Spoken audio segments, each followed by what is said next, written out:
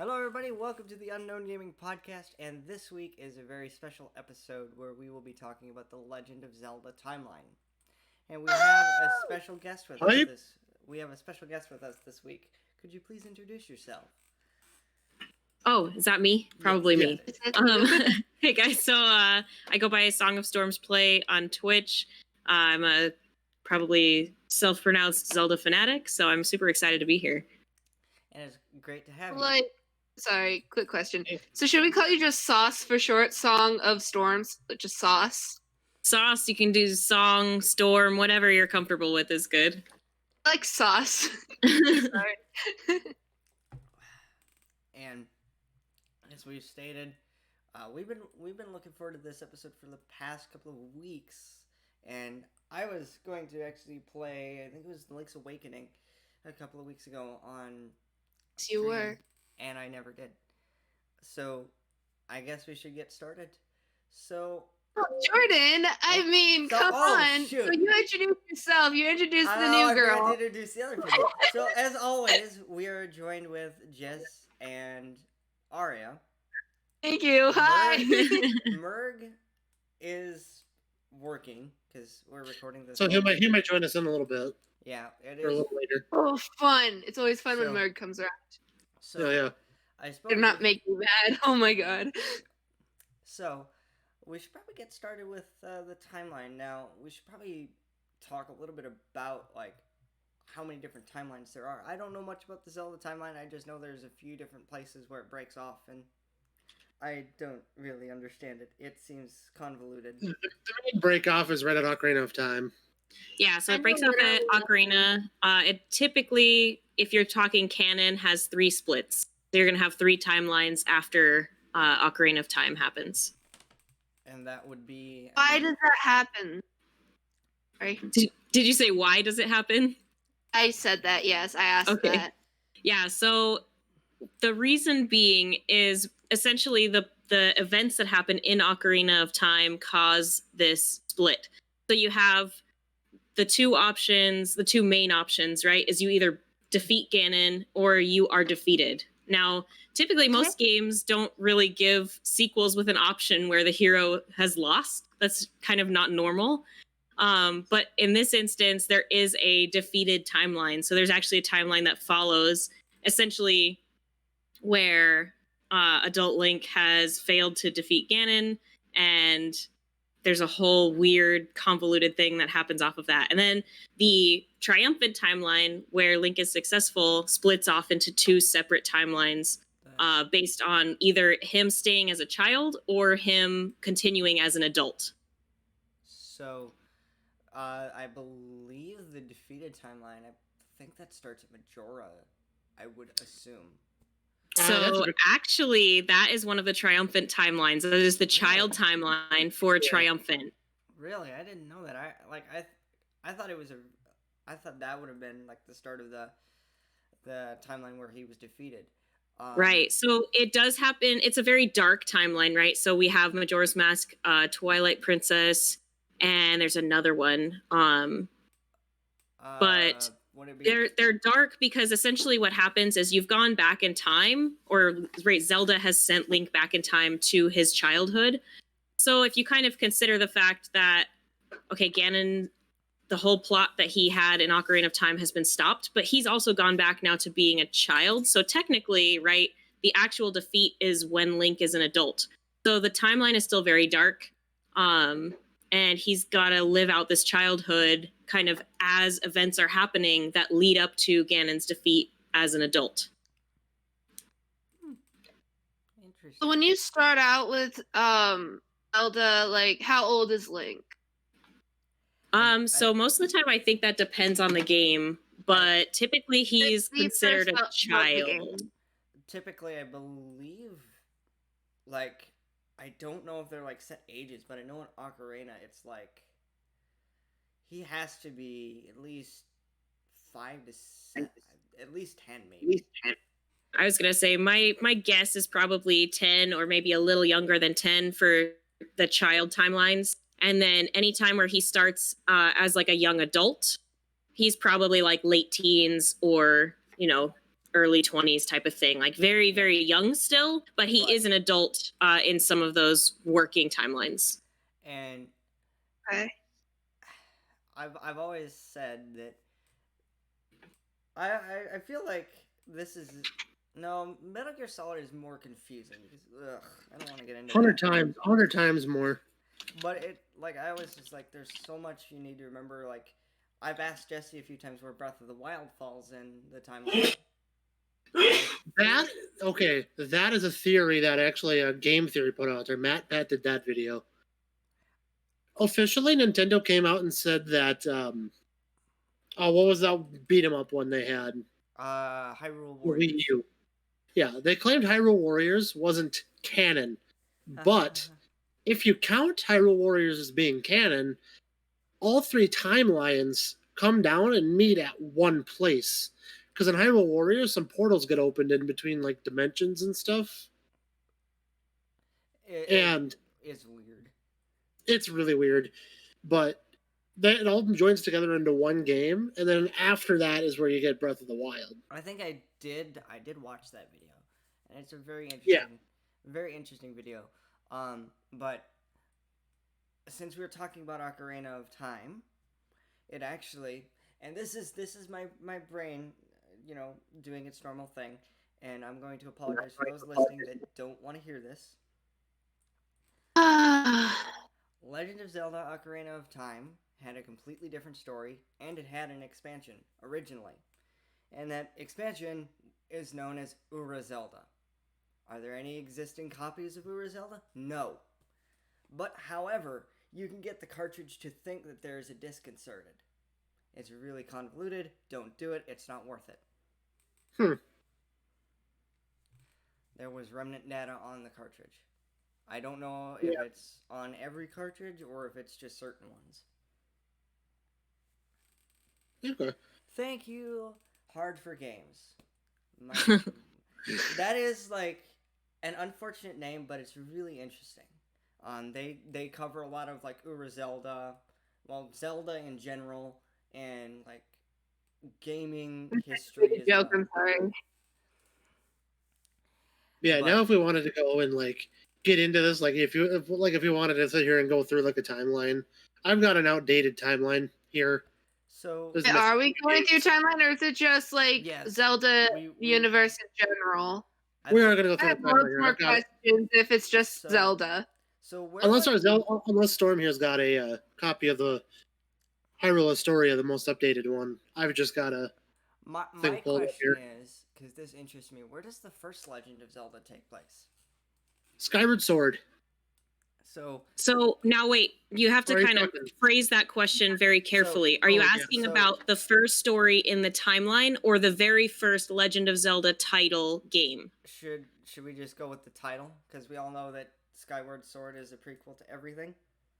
Right. So Skyward Sword precedes all current canon story data. The Legend of Zelda, the very first game, actually happens in the Defeated timeline. And it's one of the later games in the Defeated timeline. See, that is interesting. Because the only way you get a story from those types of games on the NES all the way up until, I'd say, Wii maybe? Or maybe Super Nintendo is on the instruction manual. And I've got the Switch online stuff. I don't know if there's a way to access the instruction manual. So that would be interesting if you're somebody new going into the series and you've heard about the timeline. I was interested on where it landed. So we've went into the child timeline. We've talked a little bit about the defeated timeline. So where does the defeated timeline start? That starts at A Link to the Past. Really? So that's a super popular game. I love A Link to the Past. And I've played a little bit of it, and it's really fun. It is. I'm just trying. What was your question, Aria? I was just wondering if a link. I thought Jess said A Link to the Past, so I thought it was a pun. So I asked if it was a pun. I think he said something different. No, so that is the title of the game, A Link to the What is Past. a pun? Ha! Sorry. Yeah, the I'm game a was pretty much sucker named as a for pun, dad yeah. jokes. because that was, I think that's the game where you actually travel through. You travel to the dark world. I believe that's what it's Yes. called. Yep. And And you fight Aghanim. yep, I have heard from Beta 64 that this A Link to the Past started as Zelda 3 on the NES. Huh. And I think I've mentioned that in the past. It was not on the NES long enough to have any like documented stuff for it, but there have been carts floating around with Zelda 3 because that's what it was known as. And those carts are fake. Yeah. So I'm just trying to think of like questions to ask. I might just pull up the timeline myself and look at it. I was going to say, you can definitely look it up. It's nice to have to kind of follow along and see where everything falls. There's a picture for you.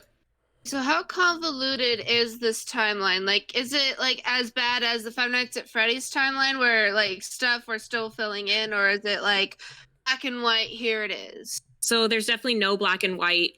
This is something that every time they release a new game, there's usually some kind of change to the canon timeline of Legend of Zelda events. So it almost always is kind of in some working fashion being changed. And then Breath of the Wild there's all kinds of weird stuff. Canonically, it's supposed to kind of take all of them towards an ending, if I remember correctly. Does that sound right, Nighthawk? Okay, Jess. I was just thinking there. Reiterate that again. I'm sorry. I was The placement of Breath of the Wild. Yeah, that technically that goes after like the reuniting of the timeline with Hyrule Warriors. Right. Hyrule Warriors, if you count it as canon, reunited the timeline. So I'm just looking at the timeline. I had two questions in my brain. It was one for Jordan and then one for Sauce, but I forgot. All right. Well, if they come, You know, if they come back, don't be afraid to ask. I will keep you posted. So, by the looks of it, I'm looking at the picture Jess sent on, or Nighthawk sent on Discord, and it looks like it goes Skyward Sword, Minish Cap, and then 4 swords. Mm-hmm. Yep. And then the timeline splits. Yeah, so Ocarina of Time happens, and then the split is basically the end of Ocarina of Time. And then it says the hero is defeated, the hero is triumphant, and then the adult timeline, along with the child timeline, yeah. So the hero is triumphant is the one that splits twice. And then the defeated timeline just has one. So there's 3 general timelines after Ocarina of Time. 2 of them, though, involve the hero being successful in defeating Ganon. Yeah. So my question is, why is Wind Waker in the adult timeline? So most of what that has to do with is what happens, the events that happen. So we know that Toon Link, right, is considered like a child in that game, but it's not a direct sequel the same way that that Majora's Mask is. So Wind Waker is basically now the next coming of Link, right? So he's reborn over time as the hero of time. So it's not the same hero from Ocarina of Time that defeated Ganon. It's the new hero after Ganon has now been brought back from that adult timeline. Ah, okay. Yeah. That struck me as odd, so I figured I'd ask. It kind of fills a hole in right in the beginning of Wind Waker, because when it talks about the hero of legend. Oh, yeah. You need to remember, it's been what? How Yeah, long I since know. played it, so. I know, but yeah, right in the beginning there, when it talks the hero of legend, that's basically kind of referring back, however many generations it's been since Ocarina of Time. So then after that, there's Phantom Hourglass, which is just Phantom Hourglass feels like a sequel to Wind Waker. It is, from what I've seen. And then there's Spirit Tracks. I haven't heard much about Spirit Tracks, so. It's because it's kind of the sin child of the entire thing. Yeah, Spirit Tracks is a point of contention for a lot of Zelda fans. That's actually one that I didn't end up buying because I just didn't end up having a chance to get it. And then I heard so many people say that they really did not like it. So I loved Phantom Hourglass. I would totally still play Spirit Tracks. I just have to buy a copy. Yeah. And I'm also looking at the Hero is Defeated. It goes A Link to the Past, Link's Awakening, and then Seasons of Oracle and Ages. Oracle of Season and Ages. Which I have been playing the remake of Link's Awakening. So that story is odd to me.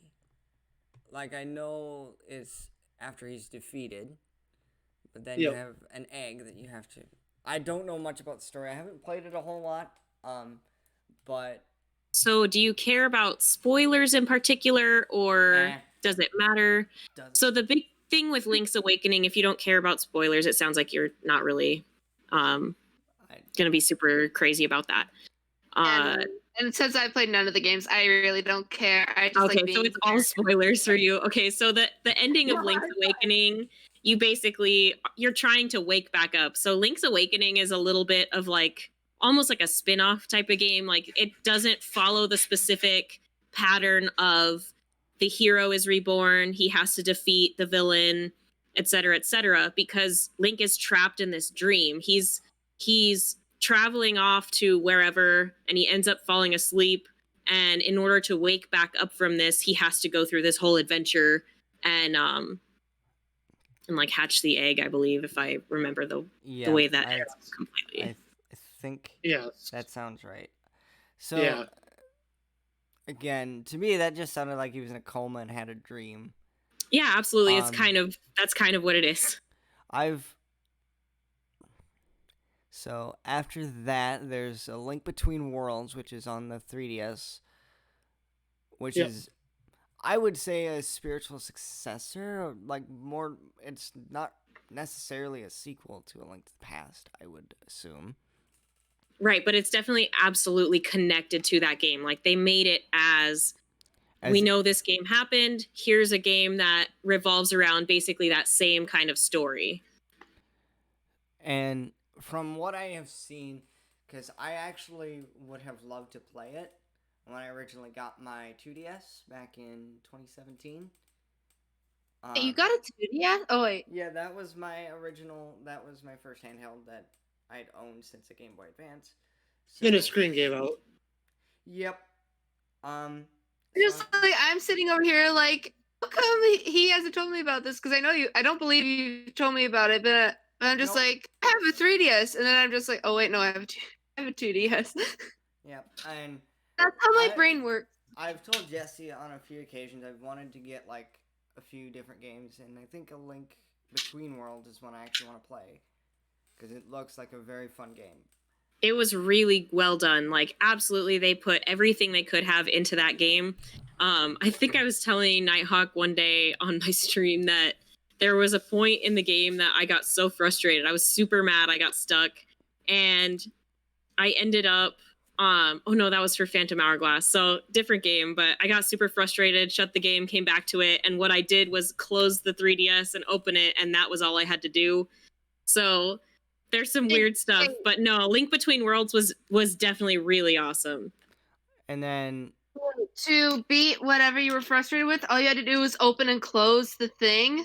Yeah, so in Phantom Hourglass, there's a part of the game where they want you to copy the map, and I was trying to like draw on the bottom screen, like, you know, try and basically transpose this map, and I couldn't figure it out, and I didn't want to look it up. I was really mad about it, so I ended up getting so frustrated. I didn't shut the game off, but I just closed the 3DS and kind of like tossed it aside, and I went to go get a drink, and I was like, I wonder if that was what I was supposed to do. And so when I went back and opened it again, sure enough, the game was like, oh, you did the thing. That's what we wanted you to do. Oh my God. I've had that before. I never really have.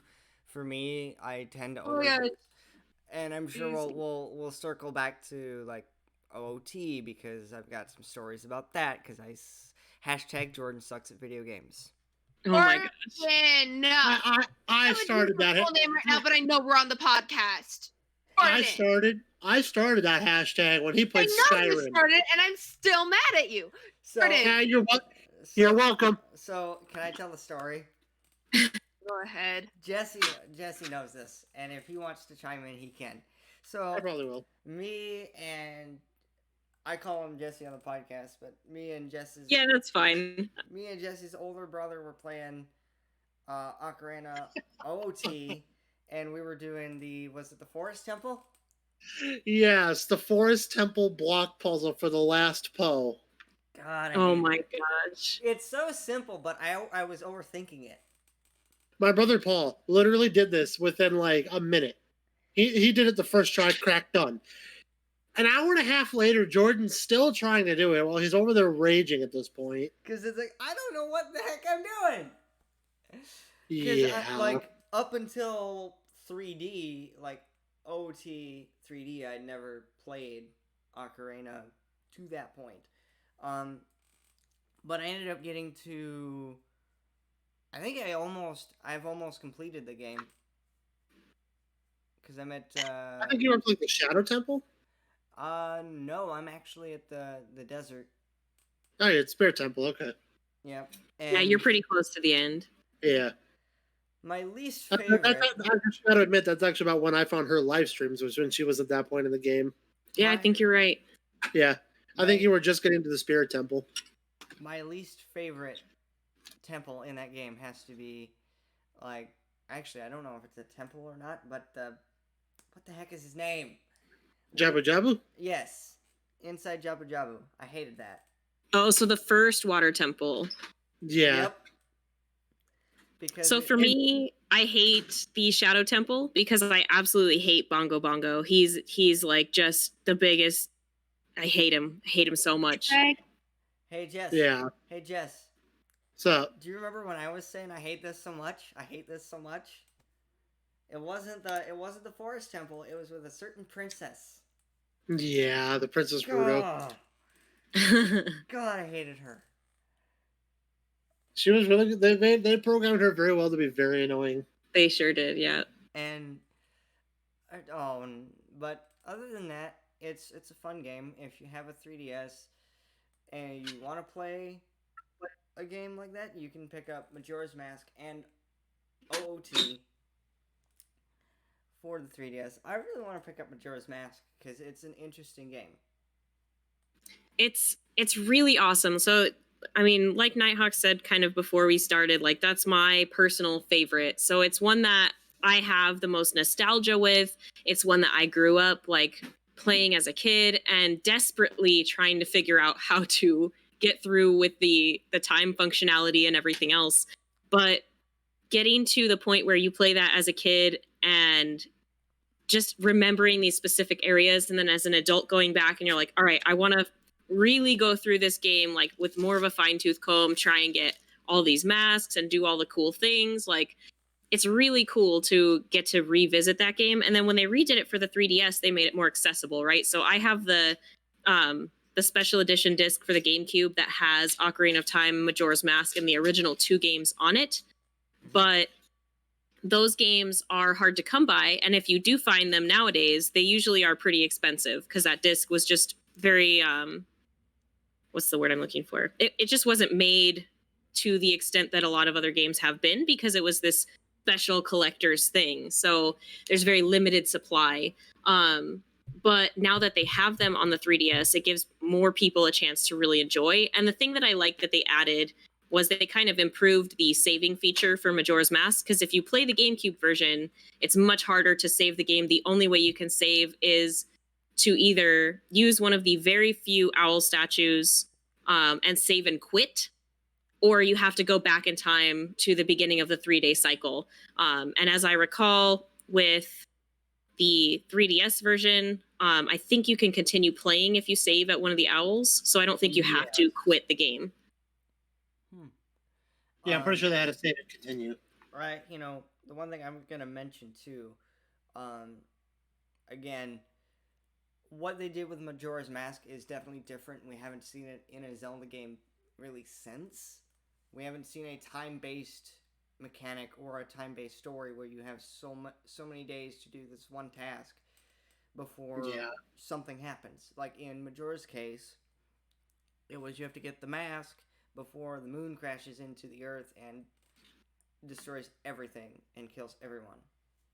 You know, and I'd be curious to see if anybody would be willing to do a spin on that again in a Zelda game. But who knows? I think it'd be cool. I think it's I think it was an interesting mechanic, and with the time that they had to develop the game originally, I think they did the most with what they had because they reused the same engine as OOT. And fun fact, there is a beta clock tower in the game. I don't remember how to access it. But probably some glitches and some fuckery. And I've told Jesse there's a day 0 glitch too. But I've seen that. Day 0, day 4. It's referred to as that 4. Typically, I see it referred to as day 4. Other than that, again, going to the accessibility to make it, so more people can play it, because I think a lot of the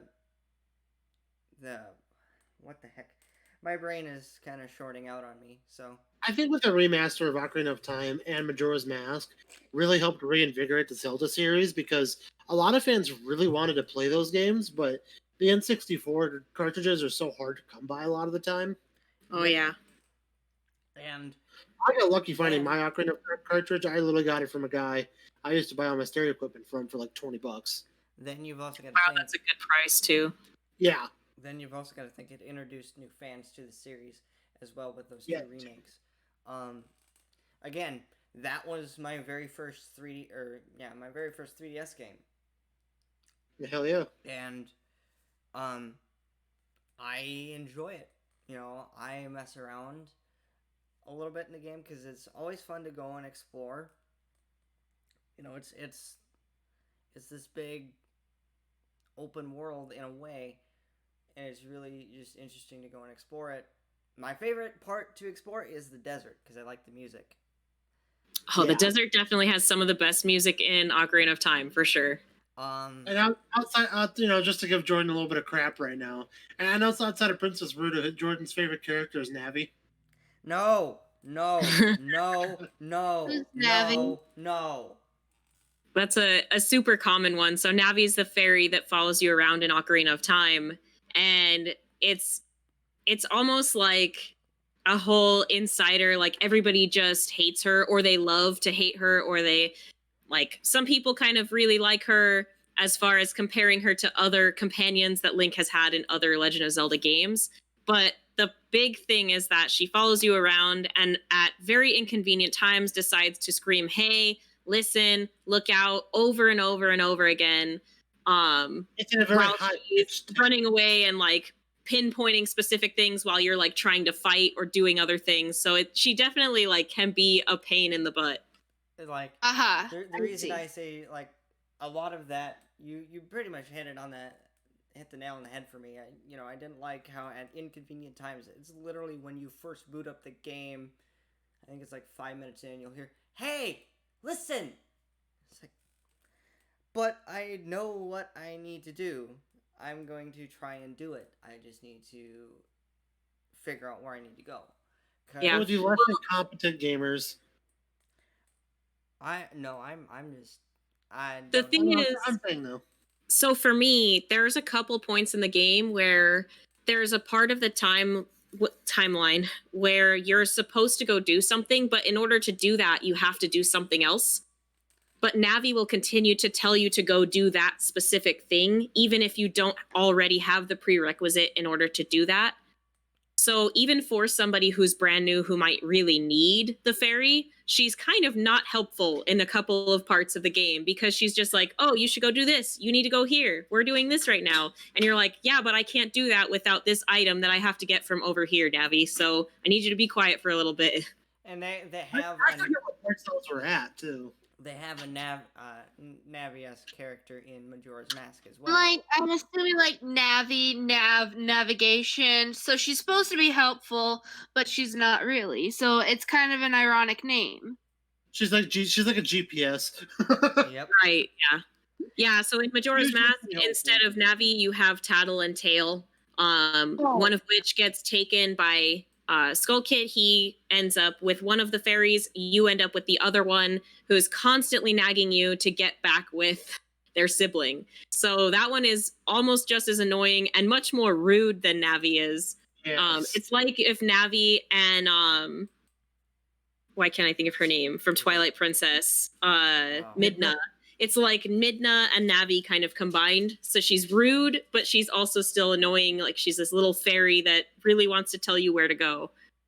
Yeah, and I told Jesse, I was like, Navi just gets on my nerves because there was a time where I was playing Ocarina every day before I was like, I'm gonna get some more games, and I was just like, I think I know what to do. I know where to go, and it was again. I was just like, I need to do this first. You need to just chill, go sit in the corner and relax, please. Yeah. I think the thing though with Midna though, she's rude, but she cares. She does. And that's the thing too with, I think it's Tattle that ends up staying with you. So eventually over the course of the game, Tattle starts to care more. So you start out with a fairy whose only goal is to get back with their sibling, but you end up with a fairy who's also trying to kind of save Termina from being destroyed by the moon and everything that's going on, and bring Skull Kid back to who he was before he got the mask. Because the mask essentially kind of takes over him and is the reason that he becomes evil. So he's not evil himself, but the mask kind of brings that out. It's a bit of that also character spawns development. Think of it that way. The game has a bit of character development for the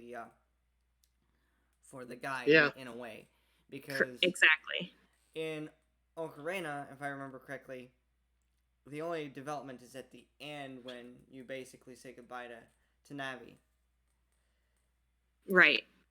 And there isn't much development before that for her character. It's just... No, and Navi's really never fleshed out. She kind of just is with the Deku Tree. He sends her off to go be your fairy, and then she's just there for you kind of as a guide. She just helps you out. So she's not herself a real character of the game so much as just something to help you play through the game. It's like I said, it's a guide in a way. Right. And I feel like, and I'm going to bring up Breath of the Wild because I did actually end up playing that a lot here a couple months ago. The old man kind of feels like a guide, but he's not around too terribly much. Did you finish Breath of the Wild? I have not yet. Okay. So you find out about the old man later on. If you played Wind Waker, kind of think along those lines where you have this older... gentle. Not so much a guide, but just somebody who's supposed to like give you a starting point and lead you along in your journey. Kind of like the King of Red Lions. Exactly. Okay. But I've gotten to the point where he reveals himself. For Arian's sake, I'll post a couple of pictures here in the chat. First, if you're curious, they were trying to instill fear in children with the moon in Majora's Mask. When you look up in the sky, that's what you fucking see. Oh my gosh, that's the moon in Smash! That Jordan! Yep. That is the moon in Smash, yeah. Yep. Yes. And it's the only time I've seen that moon. So, a fun fact, and I think I've mentioned this before, the moon did not have a face originally. Like in original promotional material, it did not have a face. Right. So I think this was, honestly, even though the moon is like the start of many like nightmares for children that grew up playing the game, I think that was a good move to put that face on the moon, because it kind of goes like, hey, I'm getting closer and I'm gonna destroy everything. Yeah, absolutely. It gives you more of a sense of finality to the events that are happening in the game. It's not just a moon getting closer. It's this moon with this crazy, scary, evil face. And he's coming down. And I believe at the end, towards the end of the game, it actually does talk. So it has like a couple of lines, and it's basically like, Oh, yeah. I'm gonna come crush Termina, and there's nothing you can do to stop me, type of thing. And that's where like the Okay, big so thing. it's really quick, off topic. Just I asked this in the last podcast. Sauce. What are your favorite colors, and what is an animal that best represents you? Okay, so I like a lot of colors. It's really hard to choose. But currently I would rainbow? say pink and yellow are probably like the top two. Okay. And then animal that best represents me. So that's like, it can vary. I was telling the guys before we started. So my job, my actual real life job, is I take care of fish and like sharks and stingrays and stuff. So I always go with a water type animal. So penguin or like a killer whale, something along those lines, definitely like resonates with me the best. Okay, killer whale, because Jordan's already a penguin. Yes. Okay. I'm I don't know. But It's a then little for- inside joke. He's uber small. Like he says he's a penguin, so I'm just like, you're a penguin named Twiggy. because like for people that have met me, Jesse has met me, and he Well, was, we've known each other. We've known each other since like the second grade. So Yep, and we're off topic, I know, but this is the longest Whatever. we've been on topic, honestly. Yeah, I know. It's actually really shocking. So I see. Okay. it's an so- episode I've been excited for a while. Yep, I think we all have been. I love the Zelda timeline myself.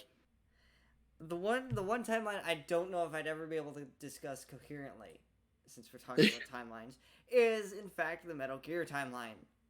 Oh God! Jesus Christ! But then also, I will go in the context here. Here's the King of Red Lions. This is a stylized fan art, but Honestly, if you like, he's your boat in the Wind Waker. he's the boat, and I don't even know how far I got in Wind Waker when I was up there, Jess. Oh God! I think you got to. What did you get? Like halfway through the Dragon Wrist Island? Yes. Oh wow, so not too crazy far. Because No. Jess and I think I'd played it once for a few hours, and then we went and did something. I don't own Wind Waker for my GameCube, but I've been looking into getting it because, my God, it's a fun game. I don't own a Wii U, so I'm not. Well, in my opinion, it's a fun game, but according to Storm here, she doesn't like it that much. Yeah, I'm just chuckling over here. It's probably, for me personally, Wind Waker is like the bottom of my list, or near the bottom at least. See. Okay, so quick question for Zelda. I know we're off topic, and I'm trying to get back on topic. So, okay, so in all the Zelda games, you're trying to save Zelda? You're trying to save her home? Not. How does that work? Most of them revolve around the continual resurrection of three main characters. So if you play through Skyward Sword, it really like fleshes that out and gives you, this is the first iteration of this happening. So typically they come in the forms of Ganon, Link, and Zelda, who represent power, courage, and wisdom, which are the three pieces of the Triforce. So they're all resurrected over and over and over again in time because of the events that happen in Skyward Sword. And essentially what ends up happening is Power, Ganon, tries to collect all the pieces of the Triforce. So he does typically kidnap Zelda in some fashion or some point of the game. And the initial kind of starting off point is, okay, I need to go rescue the princess. So that is kind of part of it, but it's more so I need to do this so that we can save the world. So it's not just a matter of like he's in love with the princess and has to go rescue her, because most of the games there's not actually any love interest there whatsoever. It's more just a kind of respect relationship. But Link is always going out to try and rescue the princess because he has the Triforce piece of courage. She has wisdom, and he knows that in order to save the world, he has to get her and that Triforce piece away from Ganon, who has the Triforce piece of power, in order to stop him from taking over. That's where the third comes in, because I know tri means three. Okay. Right. There's power, courage, and wisdom. Wisdom. Okay. So one thing that was announced, I believe it was announced last year, was Breath of the Wild 2. Correct. I'm super excited about the sequel. And I'm curious to see where that would fall in the timeline, since they didn't necessarily give Breath of the Wild a. I don't think they did give Breath of the Wild a definitive spot in the timeline.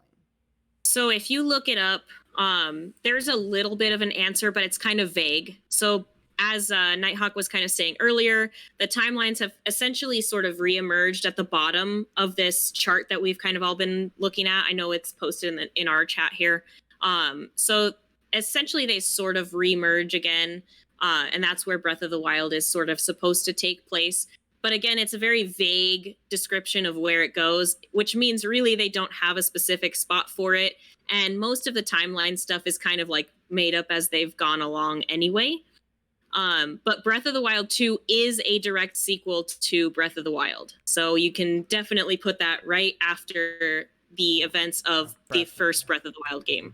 And, Jesse and I have talked about Breath of the Wild because he's like, I don't like the mechanics of it.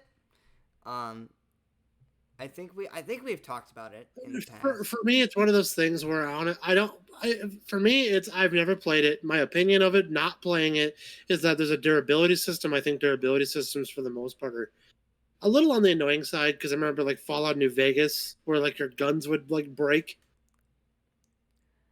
But then again, like I said, maybe it's one of those things where don't knock it till you try it, kind of thing.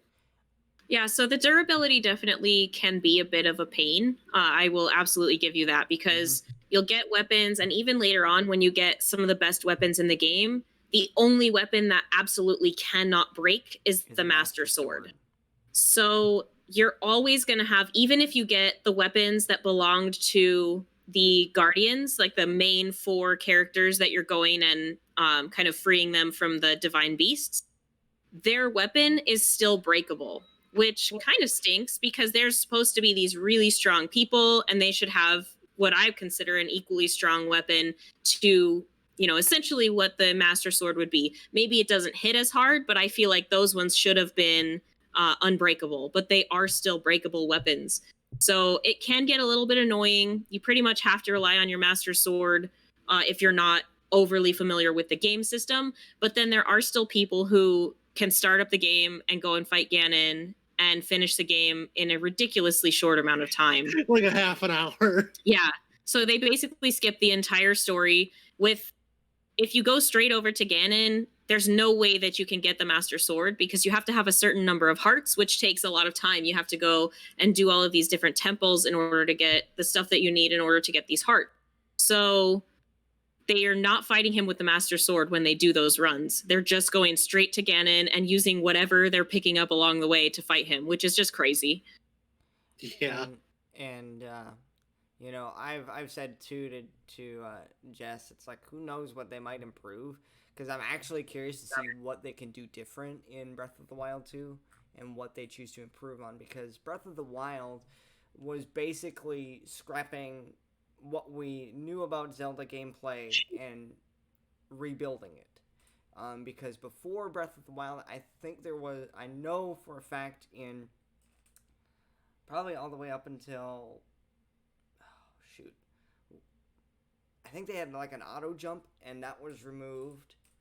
They created this big open world and I enjoy just exploring it too. Granted, I get lost. It's like, I don't know where I'm going. Yeah, it's bad, especially in Minecraft. But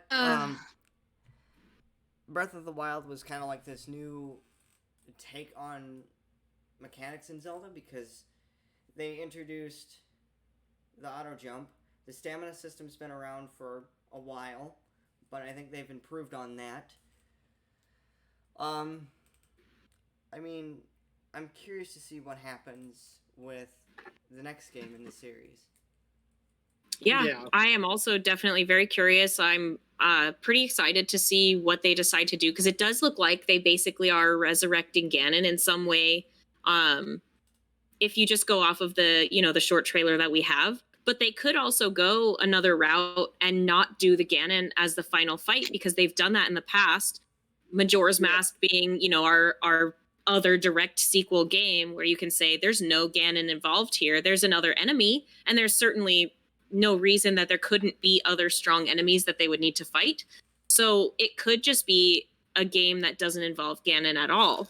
And that doesn't mean it will be any less good of a game, but it will be different for sure. So I'm very curious as to how they're going to handle it.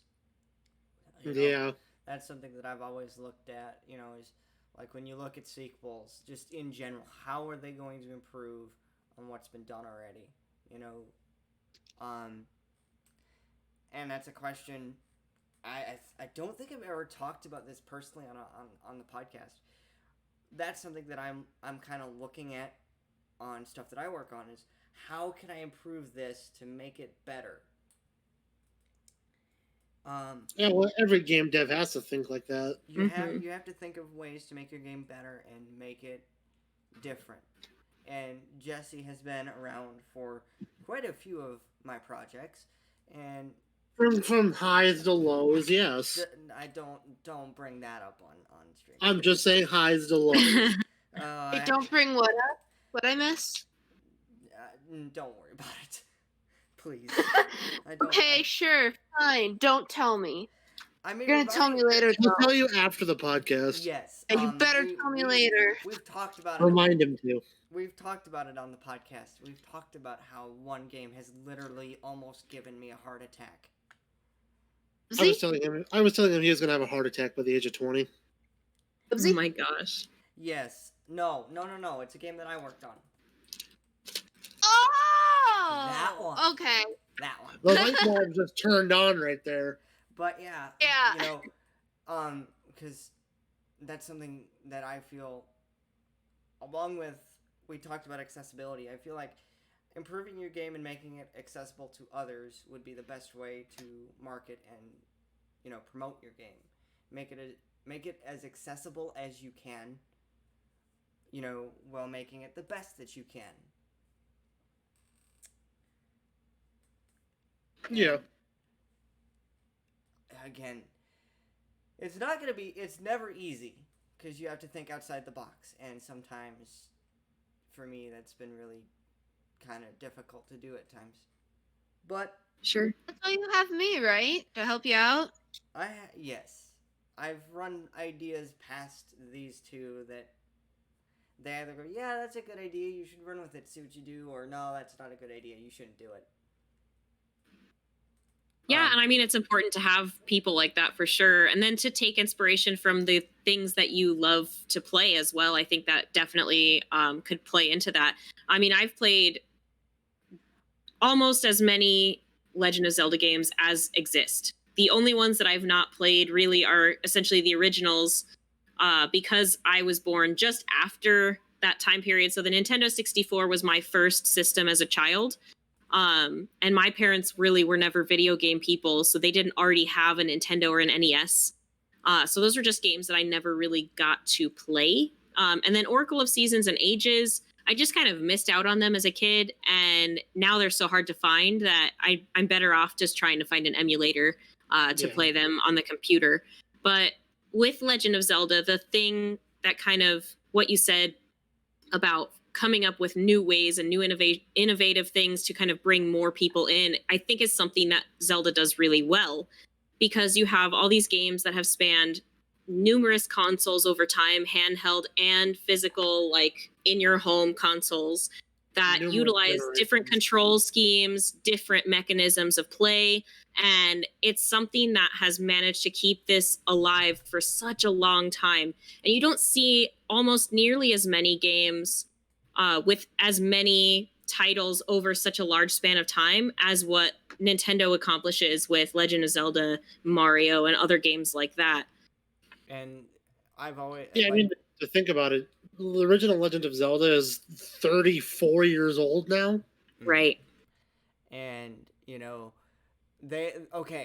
Link to the Past, I actually have to mention this. There are 2 games that are not available in the US, but that's right.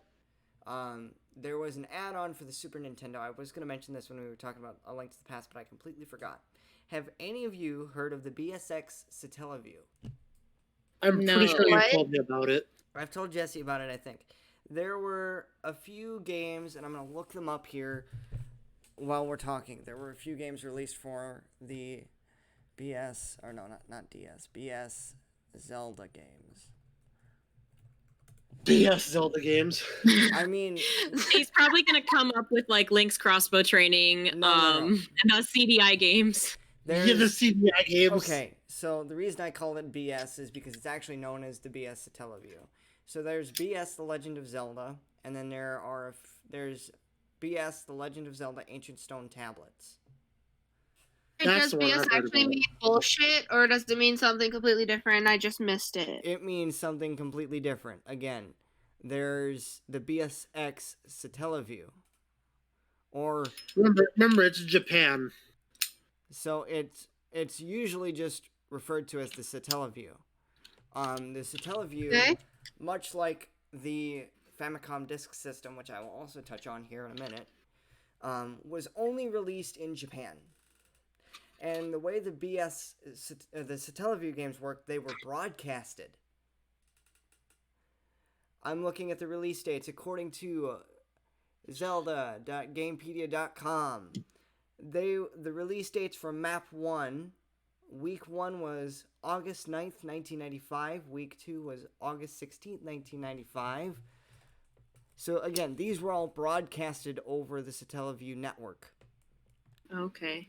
And these actually had like some form of I'm trying to think of how this actually worked because it was really interesting to me. In the game, you could have either male or female characters. I'm just trying to think here. There wasn't a lot for games because it was like, again, these were broadcasted for a limited time per broadcast. I think it might have been an hour each, but again, it's just another really interesting side note in Zelda's history, you know. Absolutely. And then Nighthawk, I did want to ask, did you, after I mentioned the CDI games, did you say there are no CDI games? there are No, I just thought I was laughing. I was like, the CDI games. No, I was just like, I Oh, for sure jeez. thought you were being sarcastic because that's pretty much the opinion of 99.9% of Zelda fans is like the CDI games just don't exist. Like they're so Don't bad remind me and nobody of- liked them. Don't remind me of the unholy Triforce. I just remember the game. I just remember the Game Grumps playing it. Yes, I watched that too. It was really funny. It makes my skin crawl. The grumps are uber funny. Like the games themselves make my skin crawl. Yeah, I made a remark. It's gonna piss somebody off in this call. I made the remark that those made my games look good by my standards. oh my gosh. Jordan! I Your knew games it. are good. I knew it. It's gonna make somebody mad. I wonder who that's Yeah, gonna be. I was waiting for it. I was like, well, this is gonna be one of two people because I'm like the newbie here. Jesse doesn't care. And just judging from previous comments in this podcast, I knew who it was gonna be. Yeah. I was being like, I'm very predictable like that. Jesse's very sarcastic. I'm sarcastic I as try I and don't give build two turn up shits. the best that I can.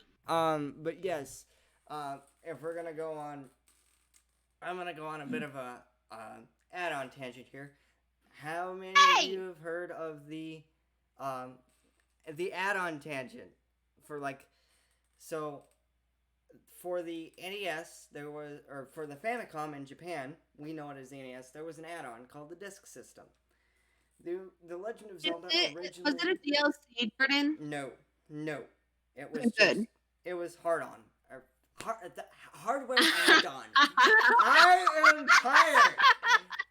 But anyway. Oh my gosh, I almost didn't catch that. Okay. So there was an add-on for the Famicom. It was basically an add-on that allowed the consumer or customer to put in a proprietary floppy disk and play the games off of that. The Legend of Zelda was originally released on that add-on, and I've told Jesse there isn't very many differences, but apparently the Famicom controllers had a built-in microphone. that you could use. And if anybody's played the original Legend of Zelda, there's actually kind of an Easter egg alluding to that. I call it an Easter egg because it's not the action that needs to be performed is not able to be performed because the NES controller does not have a microphone. Again, this is me just doing my thing, and this happens a lot. I'm sorry. No, it's actually very interesting stuff. It's really stuff that I don't think I've ever gone out of my way to look up, because most of what I read is just related to the games that already exist and the state that they exist in currently. So you don't see or hear a lot of that. But the only thing You're a nerd when it comes to all this stuff. So the only It's actually really fun to listen to them. So the only thing the disc system really added was an extra sound channel. And Jesse's heard me compare differences. I prefer the disc system audio when it comes to the first two Legend of Zeldas, because they were both released on the disc system as well. So that's interesting to me. Thank you, gaming historian. Yeah, that is really, really cool. So Shit. Yeah, Jordan was that kind of person, and it's really fun to just listen to him ramble. Again, it's just who I am. I take a big interest into this. There are people. So I'm gonna go back to, if I'm allowed to, circle back to Ocarina or OT, and we've talked about Ura Zelda. There are people that have tried to make their interpretation of Ura Zelda. Miyamoto himself has said that the Master Quest for the GameCube is allegedly what Ura Zelda was supposed to be. Yeah. So OOT, just harder. Right. But I don't think that is the case, because again, you'll get through the story sequence. I talked about getting it to think there was a disc in there. In the DD, sorry. And you said it just wasn't worth it. So the reason why is you'll get past the opening cutscene and it'll crash. Nice. So again, it's one of those things that it's oh well,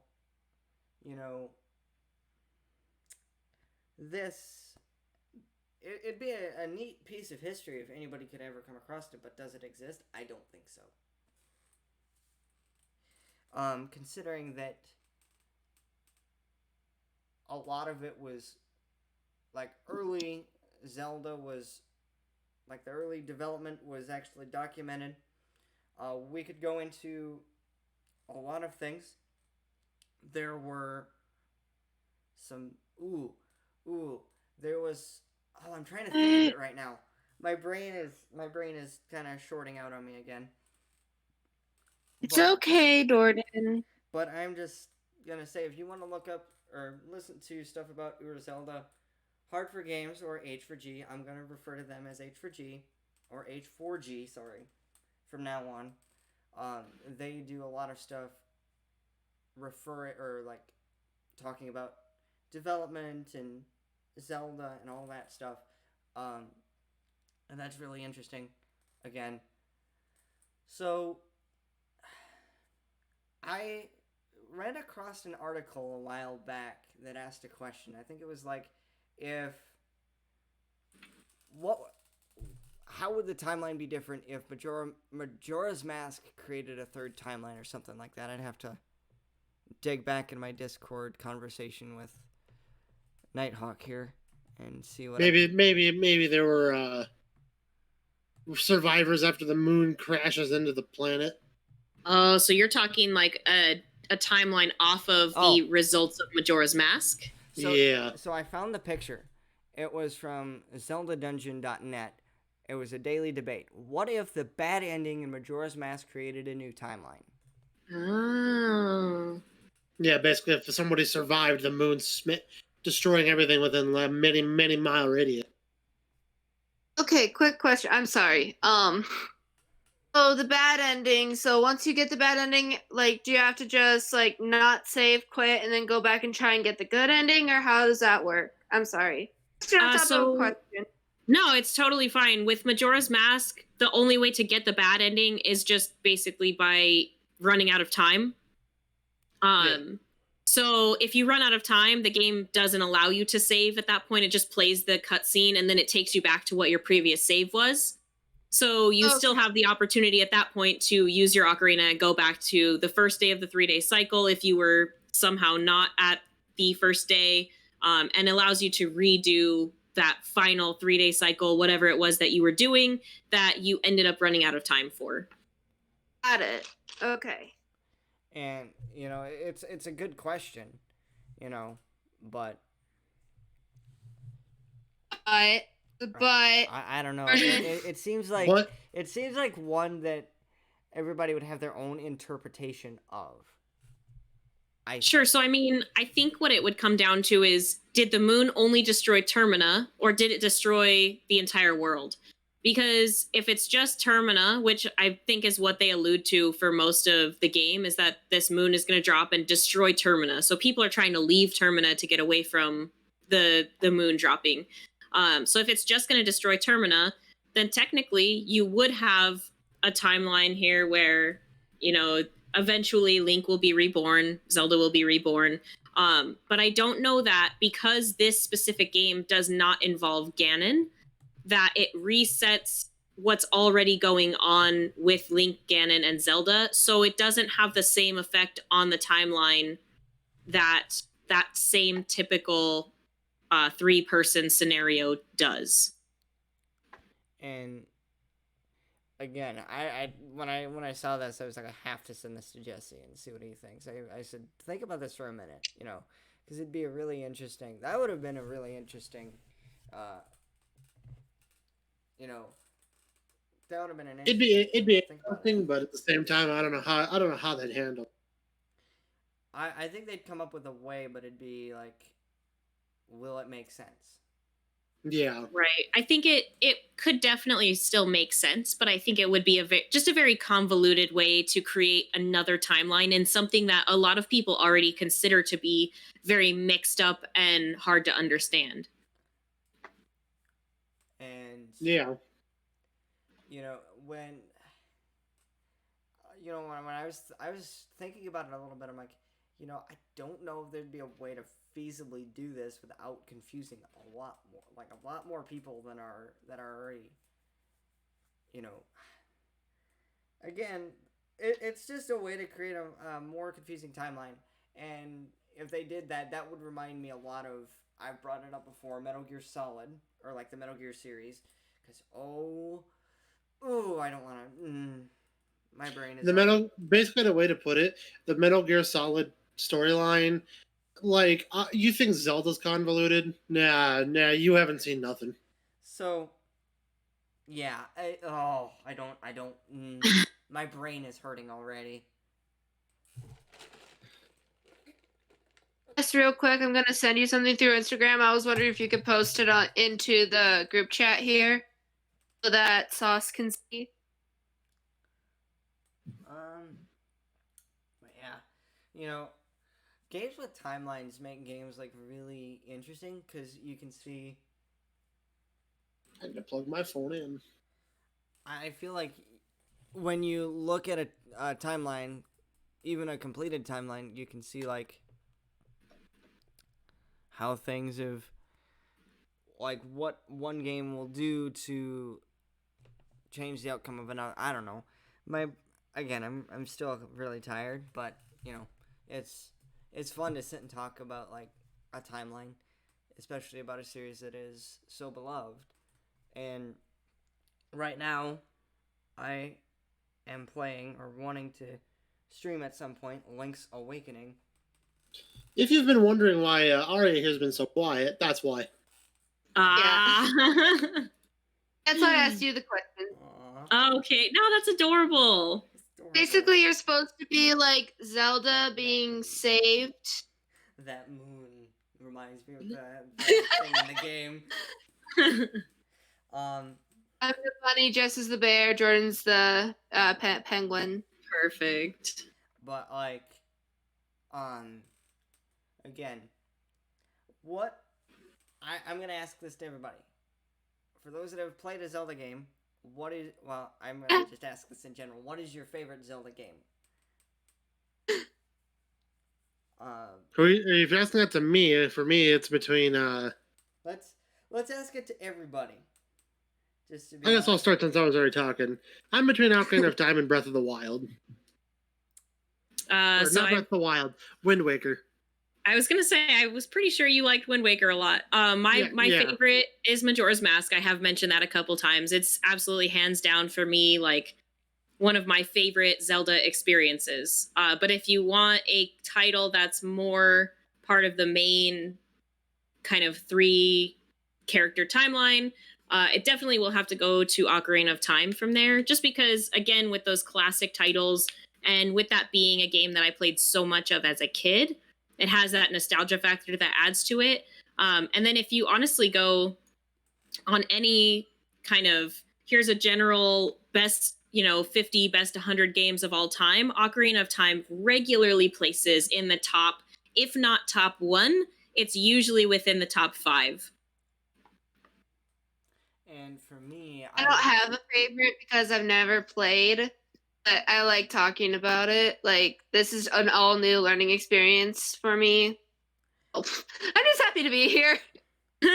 For me, like, I've only played a little bit of Wind Waker. I've played A Link to the Past, but I think my favorite definitely would be Ocarina OOT, because I've said this before. I've heard Ocarina pronounced a few different ways. It's been pronounced probably like a dozen different ways. Yeah, everyone kind of says it a little differently, so you shouldn't be like weird about just saying it how you're comfortable. I always said Ocarina, so that's how I say it. But yeah, Ocarina is very common. I've heard it 10,000 ways. I feel like, so it's not really a big deal. It's like, you've got people like, if we're gonna talk on YouTube comments, people are correcting you on what the proper way to say it is. And it's like, you know what? It's a word that has several different pronunciations. Exactly. So now, what I will tell you is, if I ever hear one of you guys say Wind Walker, we will have words. did you know that people have tried to pass off a prototype version, like a quote-unquote prototype version of Wind Waker, only changing the title screen? That's all they've changed. What the hell? Yeah, it drives me crazy. It's one of my pet peeves, and people say it a lot. So that's the only one that I will give you shit over. Like, I was gonna say, I've got the Wind Waker case literally right here within arm's reach. And Jesse and I were talking about that leaked quote-unquote prototype of the Wind Waker, because it was always referred to as the Wind Waker. Yeah. Again, H4G did a video on it. It's interesting. Basically, they just went into a hex editor and looked at the file types used in the game, and they didn't match up with what the GameCube actually used for picture file types. So yeah, it's very, very convoluted, and you see that a lot. You see things being passed off as a prototype when it's actually a review or a final run. Look at Star Fox 2. But anyway, back to Zelda. I suppose everybody's least favorite Zelda game would be the CDI games. Ugh. They're not really canon, so like we always say, no one counts them. Fuck those games. They're just...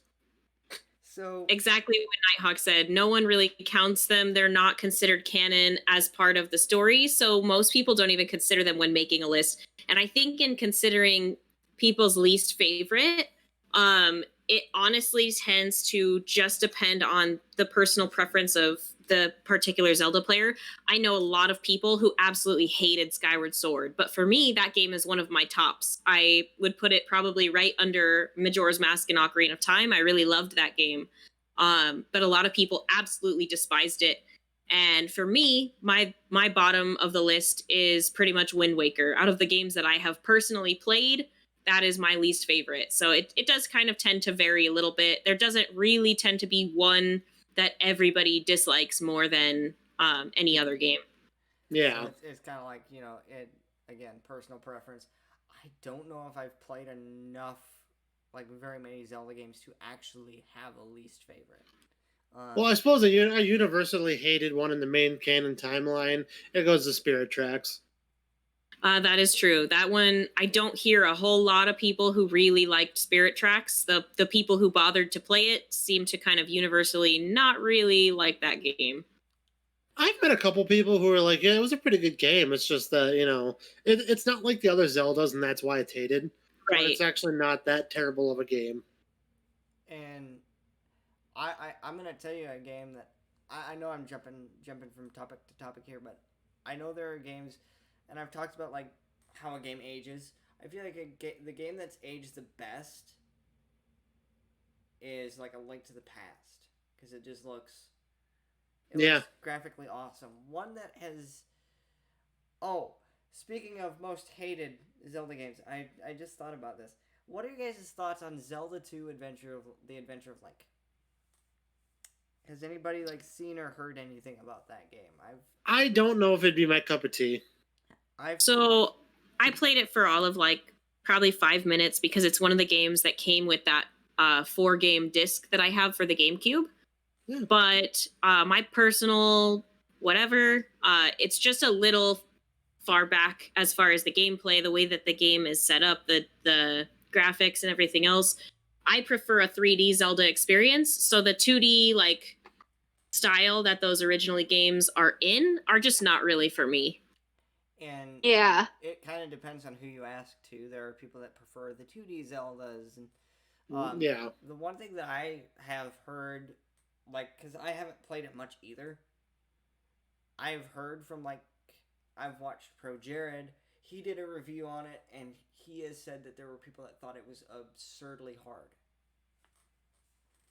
Because it kind of was. Yeah, I will agree with that. The first 2 games, honestly, just were not particularly forgiving for anybody who might be a new player.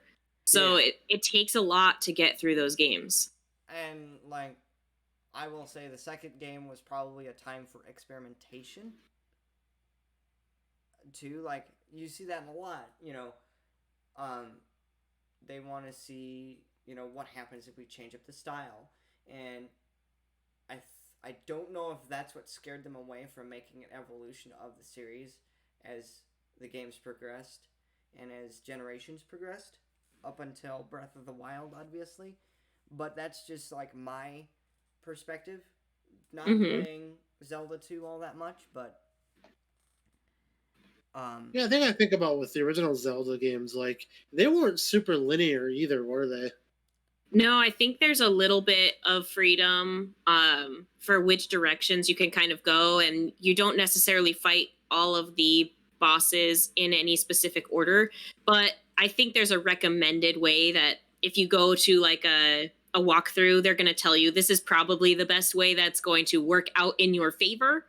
Yeah. But I don't think that you absolutely have to follow one specific path, at least not for the entirety of the game. Yeah. And, I think, and this is, I think having an open world that somebody can explore is a good thing. But you also should give them some sort of direction in what way to go because, again, being unforgiving is going to scare somebody away from playing, the next game. Because they might be like, this game is too hard. I don't know if I'll enjoy the rest of them. I don't know. That's just like the way that I see it. Somebody could, see things completely different. Right. And typically, one thing that I was kind of beating myself up on when I started game development is not kind of telling people where to go because I remember just playing through. I heard that. I heard the eye roll. Yep. I don't think we're Jordan actually going to learn knows any me louder. by my laughs, by my size, by eyes like Yeah, SIG. but Oh, he knows everything. so I say I didn't give anybody a particular direction because again, I honestly I was terrible when I first started, as you know everybody is. Not everybody's gonna be. Oh my gosh. Let me My explain. on a wall for crying out loud. Let me explain. My first two games I actually made do not launch on the platform. You can download them. That tends to be a problem. Yeah, that's a big problem. And that's why they are my most hated projects.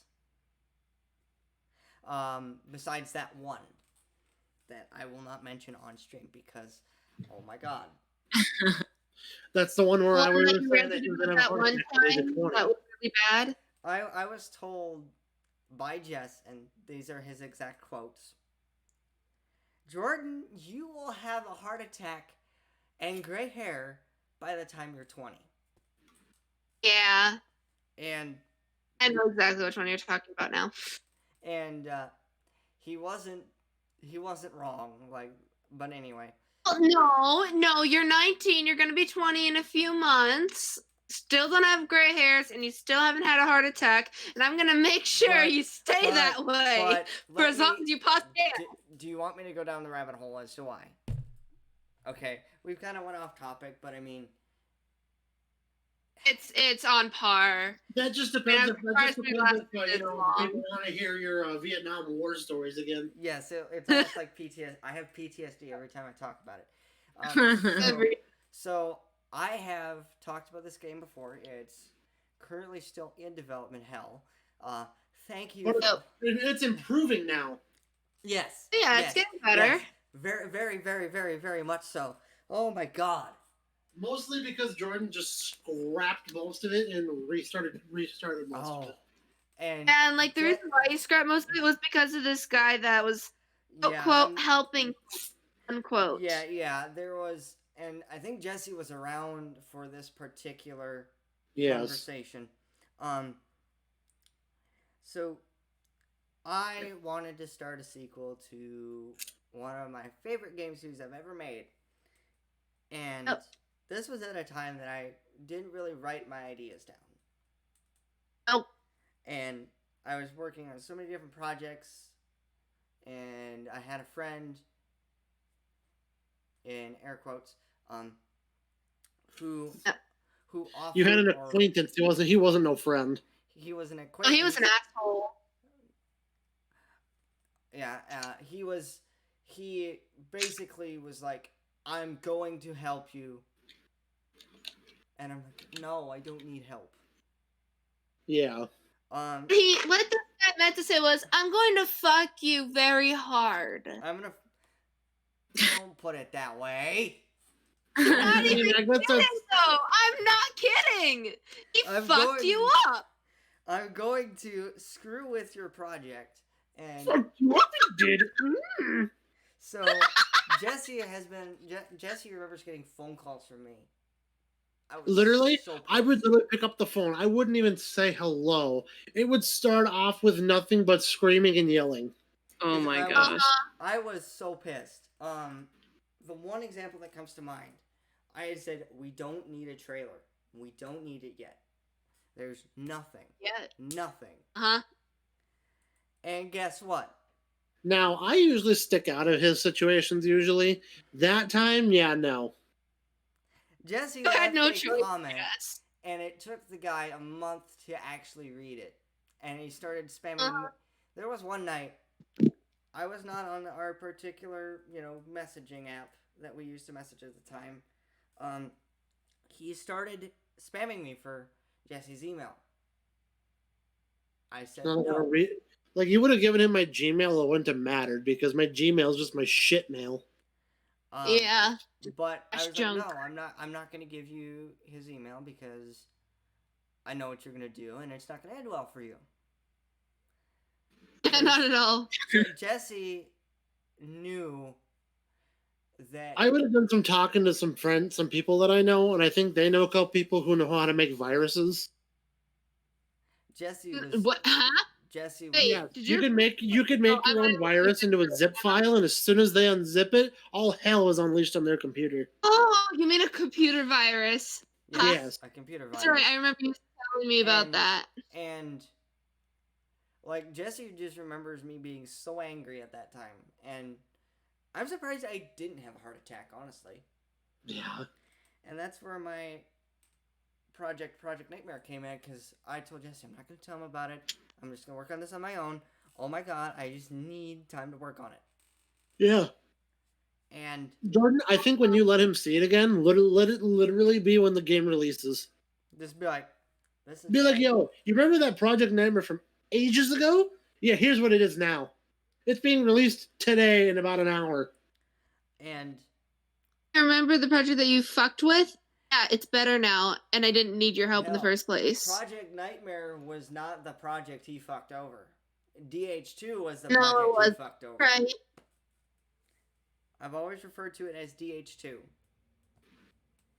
Yeah.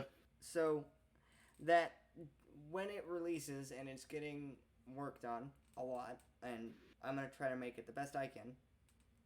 I'm actually going through different RPGs to figure out a style that I want to follow for gameplay, like Chrono Trigger.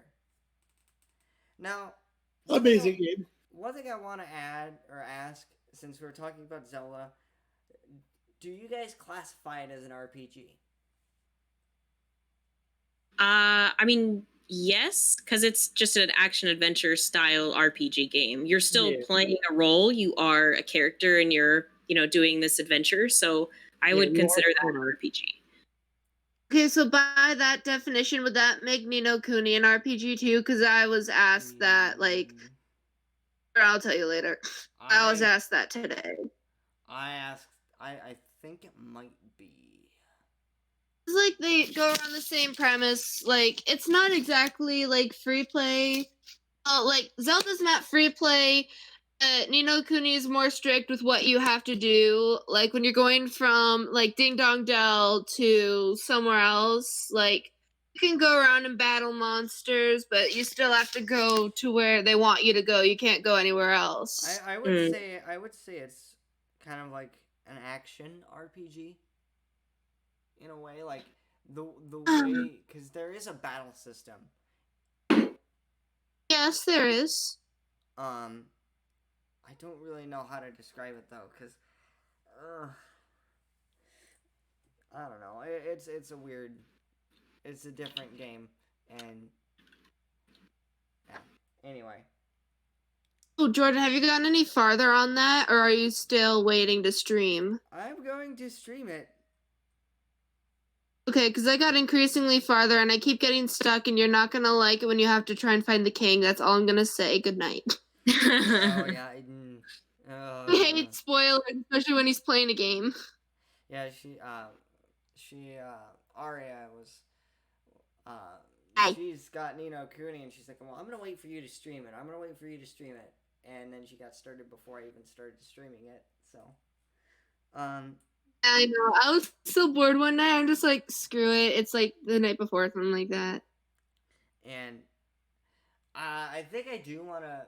I'm gonna set up a stream in the future where I can play like Link's Awakening or something like that, because I want to continue to play that game, because I like. I have the remake for the Switch, and it looks pretty good. Pretty good. I like it. It's pretty faithful too as a remake to the game. So yay. So there. I'm gonna circle back to Ocarina of Time, because there's actually a lot to talk about with that. That was the first 3D Zelda game, so there was a lot of mechanics introduced in that game itself, such as Z targeting. Mm-hmm. And that was probably very useful when working in a 3D environment.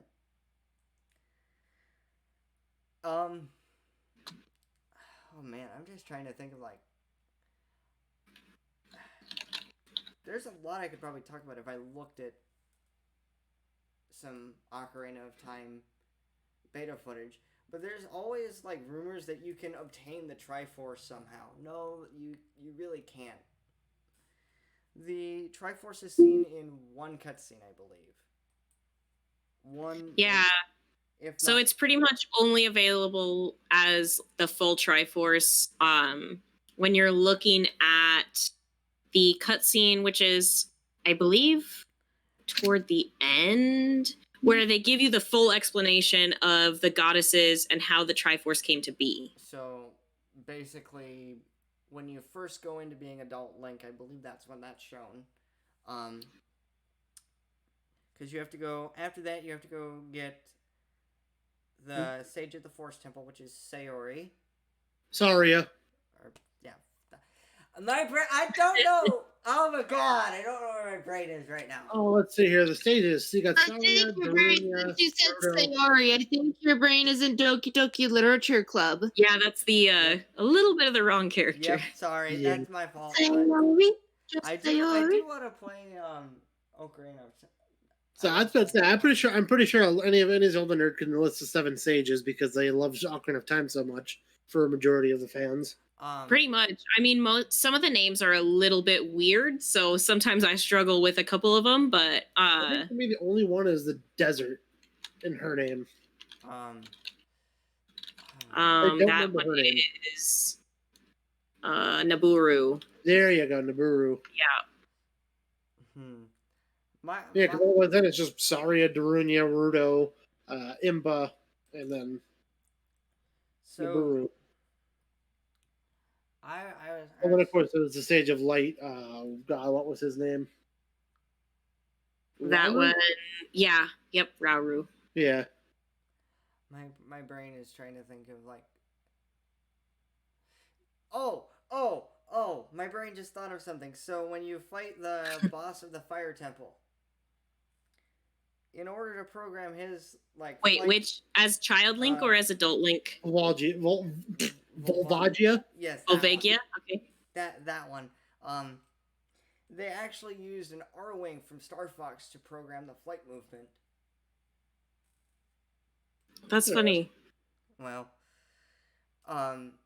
again, beta questing. Oh God, my brain is just. Now my brain is thinking of this stuff. I don't know why, but basically there was like remnant data in the code that basically said there's an R-wing data for an R-wing here, and this is what it was used for. Because you can with OOT hacks, you can actually spawn an R-wing.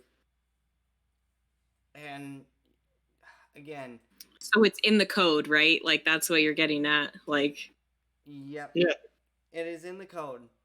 I feel like it actually, it's interesting. I don't. My brain is sitting here going like, what are some other things that were mentioned that I'm forgetting about? Again, I'm getting this from H4G because they do a bunch of data questing as well, and that's how they figured that out. What are some other things? Jiminy crickets! I'm forgetting some stuff, I guess. But again, going through everything and just talking about this stuff, it makes me happy. Talking about games makes me happy. Talking about Legend of Zelda makes me happy. So we're on a good spot right here. So if everybody happy, I think so. So I'm going to see if I can find. Apparently, there was a Legend of Zelda Game & Watch. Excuse me? Yes. Or no, it was Legend of Zelda Game Watch. What the hell? Yeah, I don't know if it was just released in Japan or if it was released. So wasn't the Game & Watch all around only released? No. The Game & Watch was also released in America, I believe. But there's actually a Zelda Game Watch. Okay. The Zelda Watch was sold in pink, black, white, or red. This is according to the Zelda.game. It was straight up a wristwatch? So, yes. It is. It's a wristwatch. Yeah. It's interesting because it's like I wonder how that would work. That'd be interesting to see. Um. So It didn't work well. If what I'm reading right now it says anything about it, it was not particularly well viewed. no, I I wouldn't see it working very well. But it again, it's an interesting. Oh wait, so we're saying it's Zelda? It's a game on her fucking wristwatch. God damn it! Yes, but No wonder it wasn't freaking well received. then there was also the Zelda Game and Watch.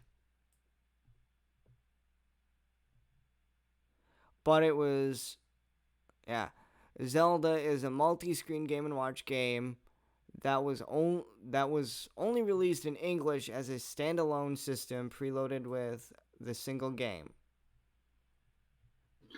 Interesting. I'm actually curious now. I'm getting this stuff from the zelda.gamepedia.com. And wow, Well, you research. I'm gonna get a refill of water. I'm just looking at it, like the system itself. And It's basically like a very, very basic DS. I believe that's actually where the DS got its inspiration, is the Game & Watch. Mm. Because before Nintendo released consoles, they did release these. I'm curious to see if they have the. When did this come out? Yes, Game & Watch, August 26, 1989, in the U.S. Wii U Virtual Console.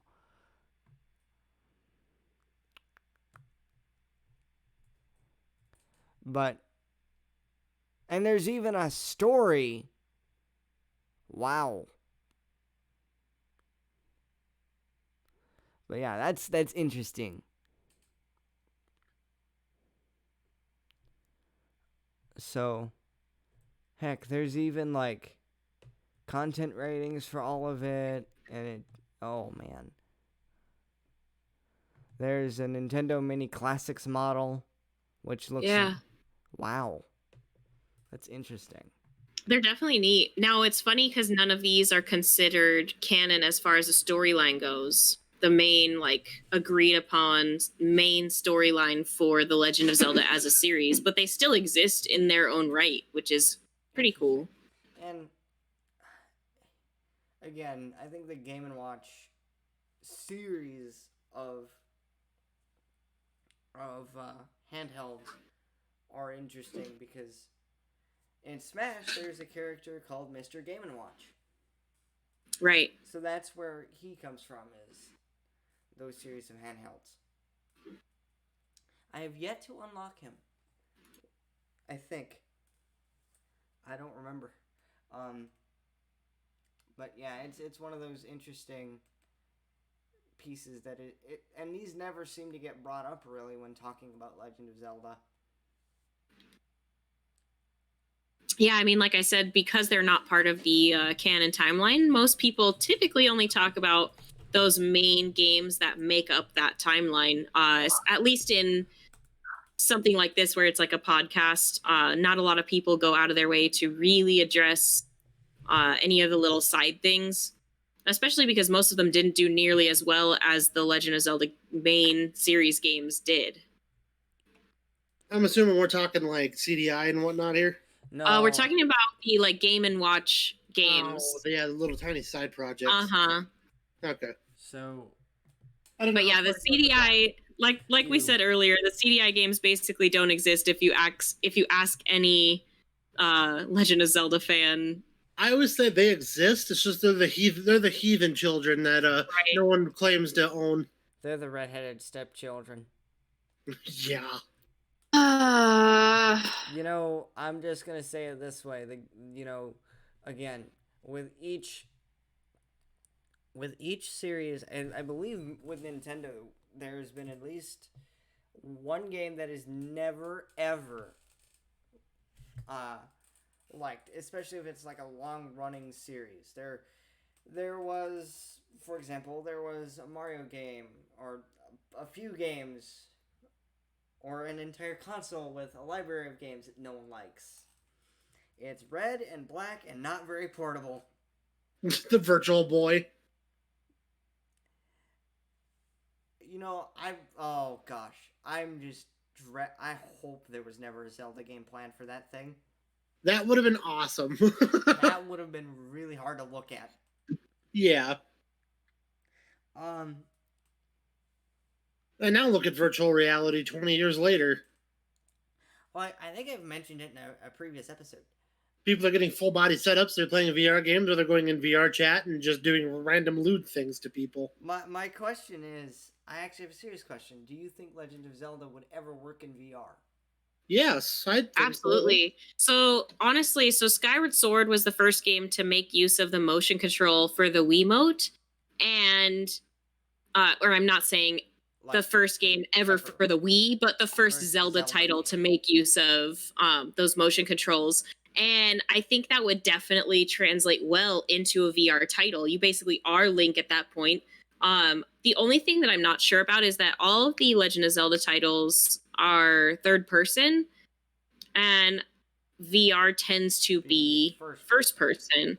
Now, I mean, Skyward Sword handled it quite well. Even though you are using the motion controls, you still have a third person view of Link. It's just a little bit different from the third person view that you have in some of the other games. So I do think that they could make it work and still give you a third person experience. But I also don't think that Zelda fans would completely hate a first person experience if they were going to go that route with VR. Yeah, well, and I think how they could do it, they could do something like Bethesda did with Skyrim and do it with Skyrim VR, you know? Right. So, oh, sorry. For as much as we give Bethesda shit around here for some of the, you know, hey, we just found a bug fix. Hey, but there's like 6 new bugs. Yeah, that's fine. They're just features. It just works. Yeah, but like I had something pop in my head. I don't know if this is true, but the way Ocarina of Time, I've pronounced it like several different ways, but I don't care.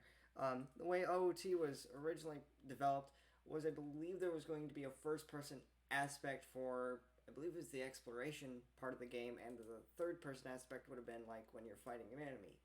So you would switch from that first-person to third-person type of view.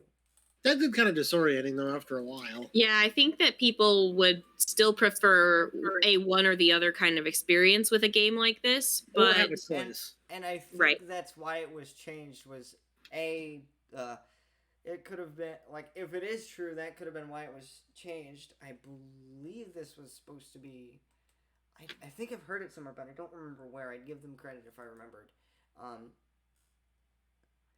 But as we were talking about it, I was like, I remember hearing that it was going to, or at least it was planned to have that type of feature where it'd go from one or the other.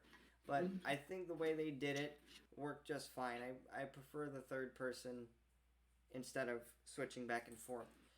But, you know, who knows? They might make a Legend of Zelda VR game for hopefully a different system. Yeah, I mean, I don't think if they're going to do it, I don't think it will be on the Switch. I think that'll be something further down the road, but... And who knows what they're planning, you know? Yeah, they could have their own VR shit ready and lined up and whatnot. Who knows? They'll do something like Oculus did with the Quest. Yeah, I mean, again, we're looking at Nintendo, who's very regularly at the forefront of new technology being used for their gaming systems.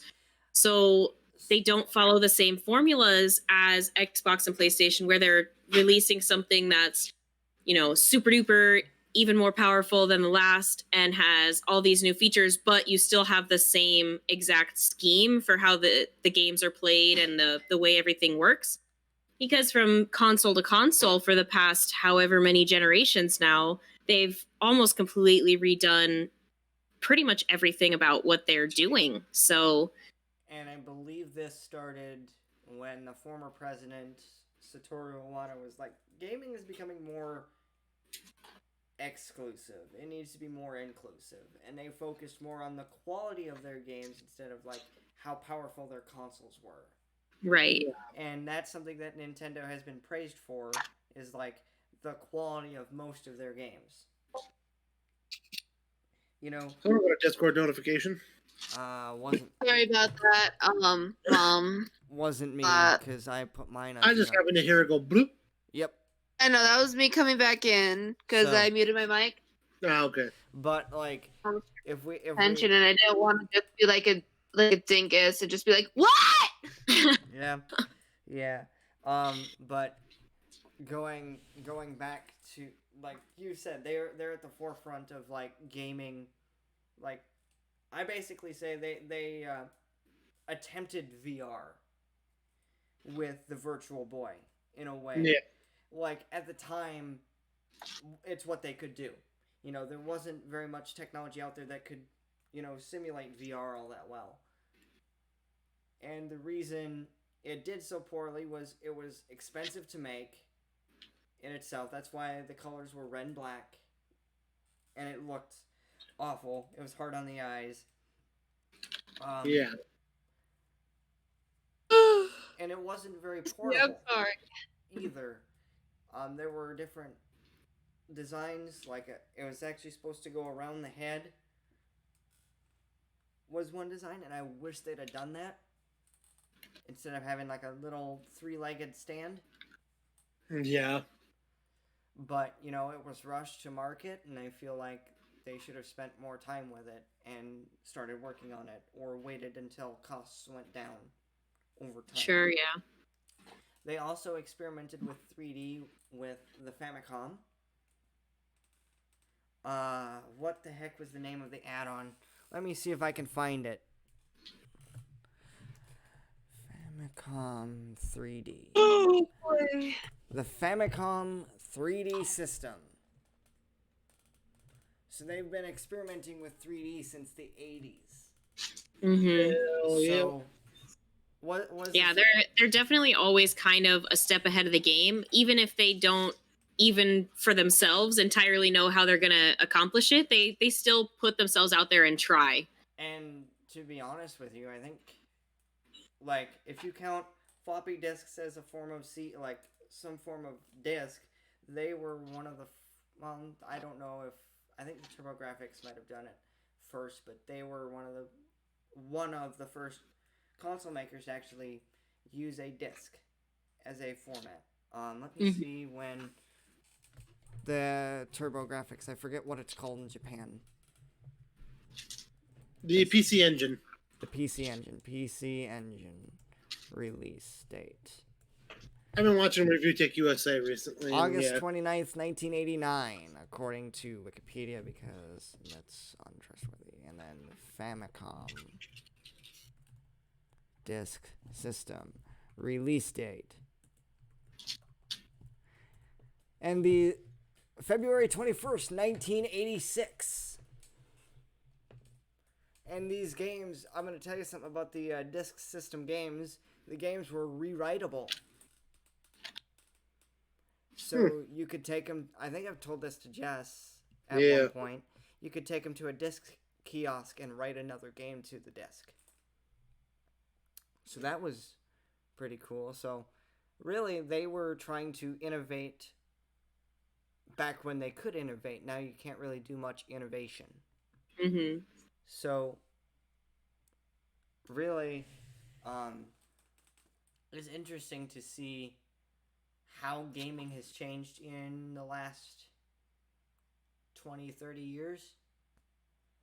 I mean, we just did an episode on Atari in general. Yes, that's what we recorded on Wednesday. That was recorded Wednesday. So yeah, it's fun to see like all these different things. And I think when people think of like Nintendo, honestly, I think the first thing they think of is Mario and then Zelda, because Mario is Like when I think of Nintendo, it would be like Mario, Pokemon, then Mario and Nintendo is like saying Halo and Microsoft. or Mickey Mouse and Disney. Yeah, or Mickey Mouse Right. and Disney. Yeah. Absolutely. And honestly, I brought this up during the Atari episode. There was a game crash in the United States in '83. thanks to Yeah, man. thanks Oh, to excuse me, I'm so sorry. Nintendo, the I say thanks to Nintendo, um, the video game industry in North America was revived, essentially. In Like I said on Wednesday, Nintendo basically like it was a dead industry. Nintendo came up, resuscitated that bitch, and now look at it today. It's still shitty. ah, Mm-hmm. I mean, Like amazing games are coming out, like it's amazing feats of technology, but it's still shitty because the companies are just being jackasses. well, Yeah. each How do company. we make as much money as possible? Oh, I know. Let's make people gamble. Yeah, I don't even want to We get won't get started on started it. on that either because Jordan's very opinionated on microtransactions. Oh, I'm very, very opinionated. Um, sorry, that's just me. Um, you know, and again, I'm just gonna say to see how far games themselves have come. We went from just strictly high score based to here's a story and here's an open world. And back, in the 80s, there was only there was this limited amount of space on these cartridges. I don't remember. I don't know the specific uh, limitations, I'll be right back. but I feel like gaming itself has come a long way in terms of graphical fidelity, obviously, and the way consoles operate and how they look. Right. Because we talked about the PS5 and the Xbox One. One looks like a modem, and one looks like a internet router. Yeah. Um, man, Or the PS5 be looking like a refrigerator. I don't even want to make those comments. I just think the memes are hilarious. I'm with Rich Review Tech USA. The console looks fine. It looks good. It's just the memes are fucking hilarious. I love the Wally and Eve one. Have you seen that? I have not. I gotta look Okay, at it. let me find it. I'll send the picture in the chat here. But it's basically this: the PS5 is Eve, and then the Xbox has been turned into Wally. Nice. So, yeah, I'm just like, I'm just gonna like sit back and see, what the costs are for them because they're gonna be upwards of $500 plus. So I'm like, I think actually Amazon of France leaked that horridly. I believe the Xbox Series X Slim is gonna be a lot cheaper. There's the Xbox Series S and the Xbox Series X. Oh, it's two different things. Yes, that's what it seems to be. There's going to be the Xbox Series X. That's going to have, it can push 4K, and it's going to have it's going to be like their top dog. That's awesome. Yeah, it's literally perfect. But then there's the Xbox Series S that's more tailored towards like the people who don't need top of the end shit. Like it'll push like 1080p, 1440p, really good frame rates. Oh man. Oh man. I'm thinking back to the PS5 Unreal Engine 5 demo. I think we It mentioned looks it. so good. It performs better on a gaming laptop. Wait, what? Yeah, that's my thing. I read that and just busted out laughing. Like when they announced it, Jesse could literally hear me like, "Oh no." The dev nerd here was like, oh no. Because people are like, it looks so good. I'm like, I just want to see how it programs things. Please. Right. Because I'm curious on like the back end of like how to make the games work and how to do the beep boops and make it work on computer. People I've been told that when I applied to Full Sail, I'm like, I want to go for game design because I enjoy it. It gives me a headache sometimes, but I enjoy it. So yeah. I honestly though, I'm like, I'm really excited to see how these consoles will work because it seems like they'll both be backwards compatible. I think that's what I've heard. Yeah, I mean, they the keep Xbox is kind of gonna be going made. back and forth with us on that, and like it almost seems like they always threaten to completely take away backwards compatibility, and then they cave because people are like, why am I paying all this money for these consoles if I can't still play the games that literally like just came out before you released this new console?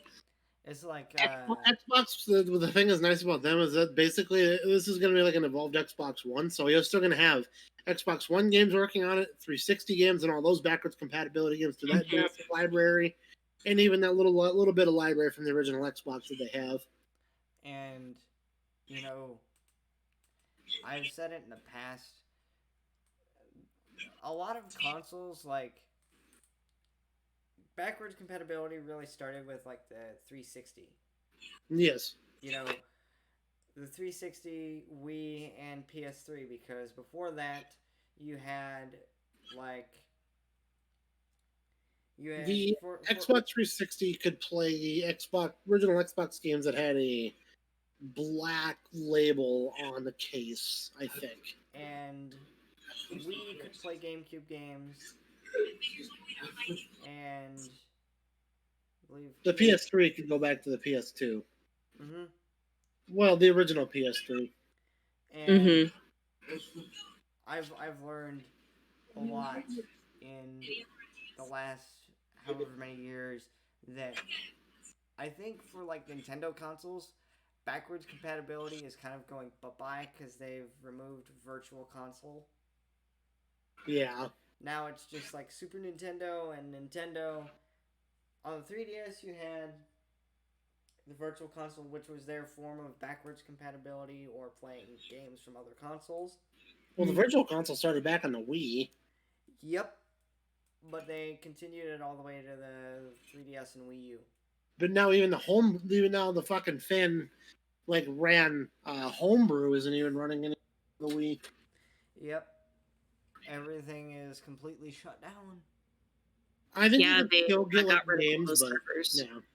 Again, like I said, the Wii is like probably up until the Switch, it was their most successful console. Oh, Yeah. absolutely. Um, And I know the Wii U didn't do that well, but I really enjoyed the Wii U. I think I still have mine, so I've said it's mismarketed. I said it yeah. was mismarketed, Yes. and But you know what needs to happen? Wind Waker HD for the Switch. Come on now. No, get out of here. I'm so tired of them remaking Wind Waker. it's kind of like GTA 5. It's kind of like Skyrim, more or less. It's like Skyrim. Every time they come out with something new, they're like, let's put Wind Waker on it. Yeah. I can just see it now. Okay. Instead of Todd Howard standing there saying, "We have a new version," it's just a fucking president of Nintendo. I honestly, if Reggie Fils-Aimé was still working at Nintendo, I could see him. We have a new version of Wind Waker. Yeah. Yeah. Honestly though, like Just give us a Switch version, I'd be happy because then they could just call it a quit. They could just call it a fucking day. But I think there's one game I want to see like remade. You know, they've remade Link's Awakening. I honestly wish they'd remake like the Oracle series of games. Because I think those would be kind of interesting. And since they don't have a Game Boy, I thought the rumors floated about that for a little while. There were rumors. There were definitely a lot of them, but I don't think anything ever really came of it. Yeah. there could have been a pitch. Who knows? Because there's. But I mean, with Nintendo, you almost can't rule anything out. Like, how long did it take them to finally listen to fans and do Ocarina of Time 3D? And then after Ocarina of Time came out, I was part of the movement of people that started the petitions for Majora's Mask because it was like, okay, well, we already know you guys used the same shit to make this game that you did Ocarina of Time, so just give us Majora's Mask. So there were all kinds of like online petitions and groups and everything to get Majora's Mask done. And even that game, after Ocarina of Time came out, it took them a long time to do Majora's Mask 3D. So I'm trying to think. When did I don't think we can rule it out completely. When did those actually come out? I don't know off the top. Was it 2013 for Ocarina of Time 3D? I'm gonna look it up right now. Because I was gonna say if it was about 2015, they were probably shifting their focus to the Nintendo Switch as well. Um, I want to say that the OOT 3D was like 2013 era. Honestly, if you guys could remake any Zelda game for the Switch, what would you do? I know Jesse's is Wind Waker. Yes, I want that. Like I said, give me that port up to the Switch, and then you could literally just call it quits on that game. I just So want to be able to play it on my Switch because I don't want to sit here and have to keep moving my fucking sources over to AV so I can play it on my GameCube.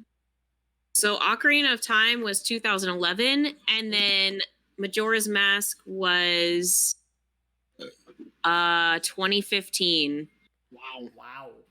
Yeah, so 4 years difference for them to give us the sequel. Basically 4 years of give us the motherfucking sequel. Yep, exactly. And honestly, like you said, we can't rule anything out. What are you doing? I don't know. Sorry, my dog crawled under the table. I Just like, remember- Your dog is just freaking like, adorable, oh, what by am the way. I doing? I don't know. then help. Then, Jess, I gotta talk about my dad's dog. When I Is it lived Bleach? there, we first got Bleach. Yes, that's a dog's name. Bleach. I didn't name it. Jesse could tell you I did not name it. Yes, Jordan's dad is a special kind of fella. So kind of stupid. Special kind of. But yeah, he named the dog Bleach.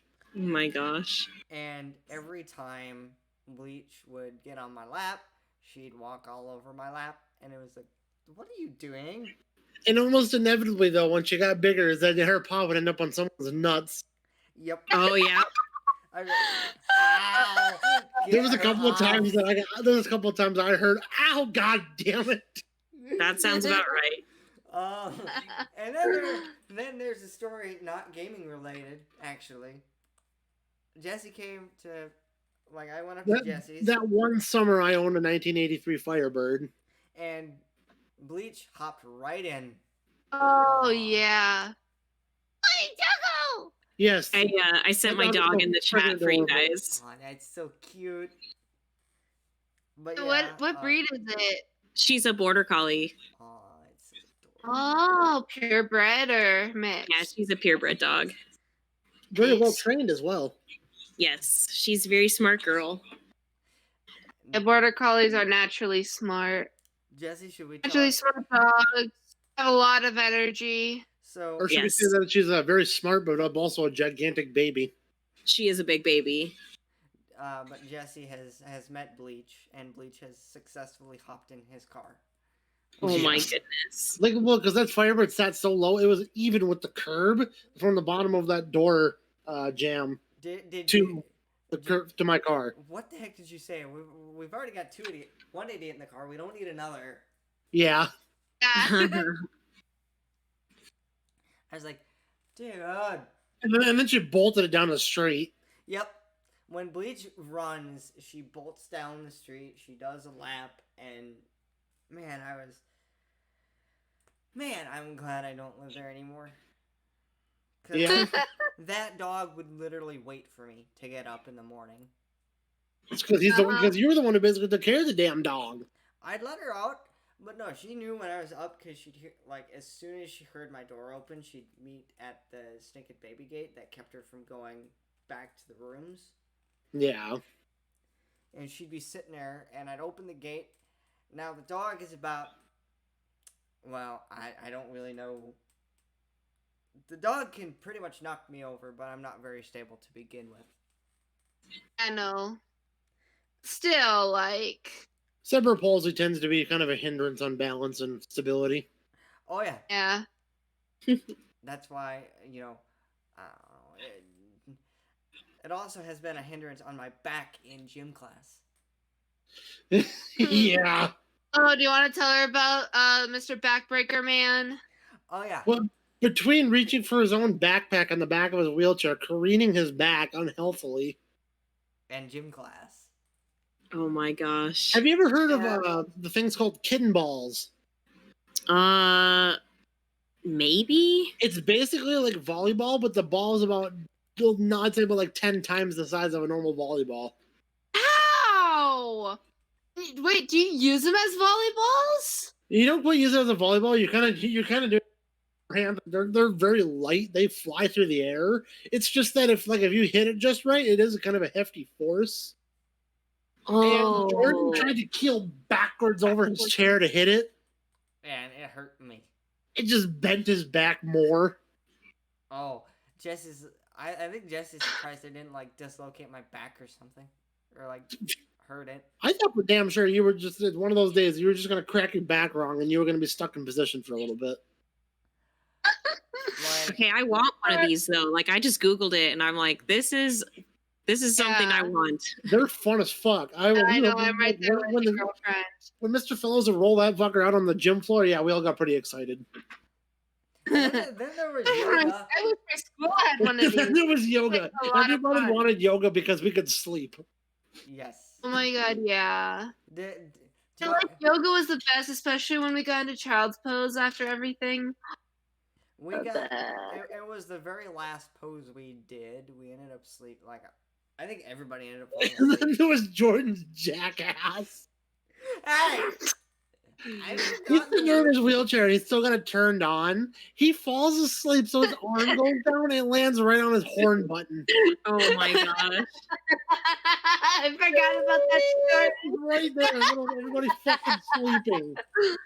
Oh my god, I forgot about that story. Oh, Yeah. I Enough was just- not I'm very not bright bored. back in the day. We all gave him a bunch of shit. You yeah. always give me crap though, Jess. No, we all gave you shit.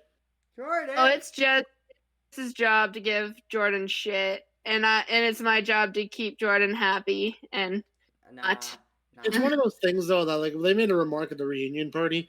We were one of those few classes that anybody's ever seen where just every guy in the class we were basically all pretty much friends. Yep, and it's good for you guys.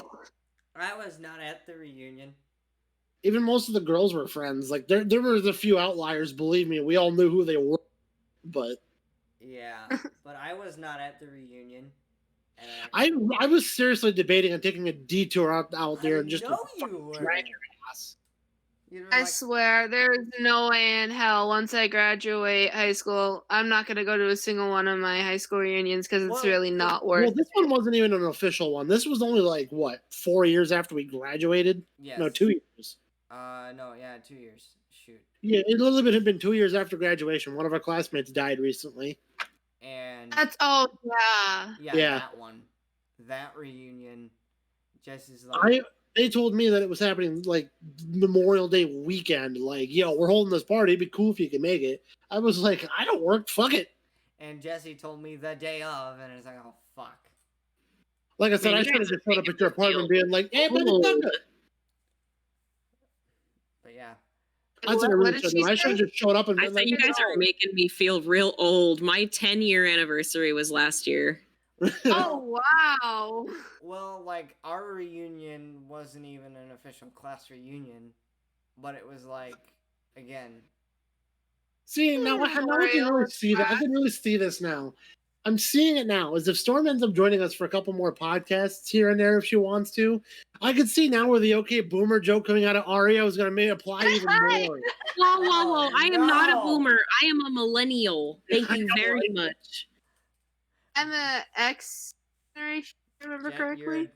No, you guys would be Z. Oh, Z. Yeah, X is the generation before mine, so they're older than I am. Oh shoot. Okay. Yeah. Even last podcast, I had an okay boomer moment because Well, a lot of us I think it don't was deal just with doing retro some stuff. so. sort of nonsense. And I'm just like, what? And just could already feel like, okay, here comes an okay boomer moment. And then we went about my Yeah, creeper. She's mostly giving the OK Boomer to fucking Murglak Yep. and myself. Yeah, because Merg is pretty old. He's literally about as old as Storm is, so.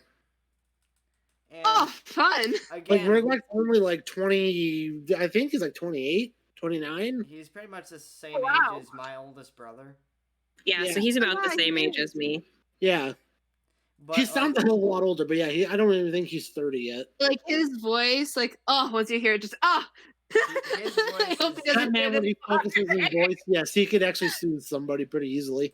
Yep. Dude, it's actually great. But I'm Jordan, what? escalator. I was gonna make a joke, but no, I wouldn't change you for the world. You know. You know, honestly, if we put Mriglak's voice on Jordan, that would just be scary. Yes. You know. I'm sorry, that just doesn't sound right. No. For as small as His Jordan voice is, if he came out with that deep of a voice, I'd be like, what the fuck? No. What the hell happened to you? You've been taking more testosterone pills? Fuck no, I'd imagine he had a second ball drop in his life. Oh my god. Oh my god! I never thought we. But no. If you want to, okay. So for people who are, I honestly like this is unrelated to my voice, but if you want to see somebody that looks almost, I look almost identical to this person, you can just see my older brother. Yeah. Yeah. Like Jordan's like a carbon copy, but with No. differences. I'm not a carbon copy. It's one of those things, Arya, where if I ever bring my older brother Paul over to Jordan's and you happen to be there, I want you to look at me when I'm sitting right next to Paul. Oh yeah. Oh my You'll god. see just 1,000 similarities. Oh my god. Me and Yeah. Paul look it. a lot I've alike. I've seen pictures of like Paul when he was younger, Yeah. and oh my god. Paul just happened to be a lot heavier than I was through high school. But Yeah. And then like Yeah.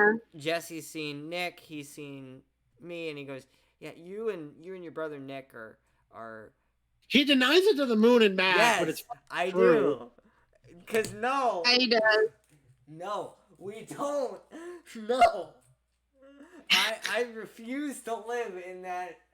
I refuse to acknowledge it.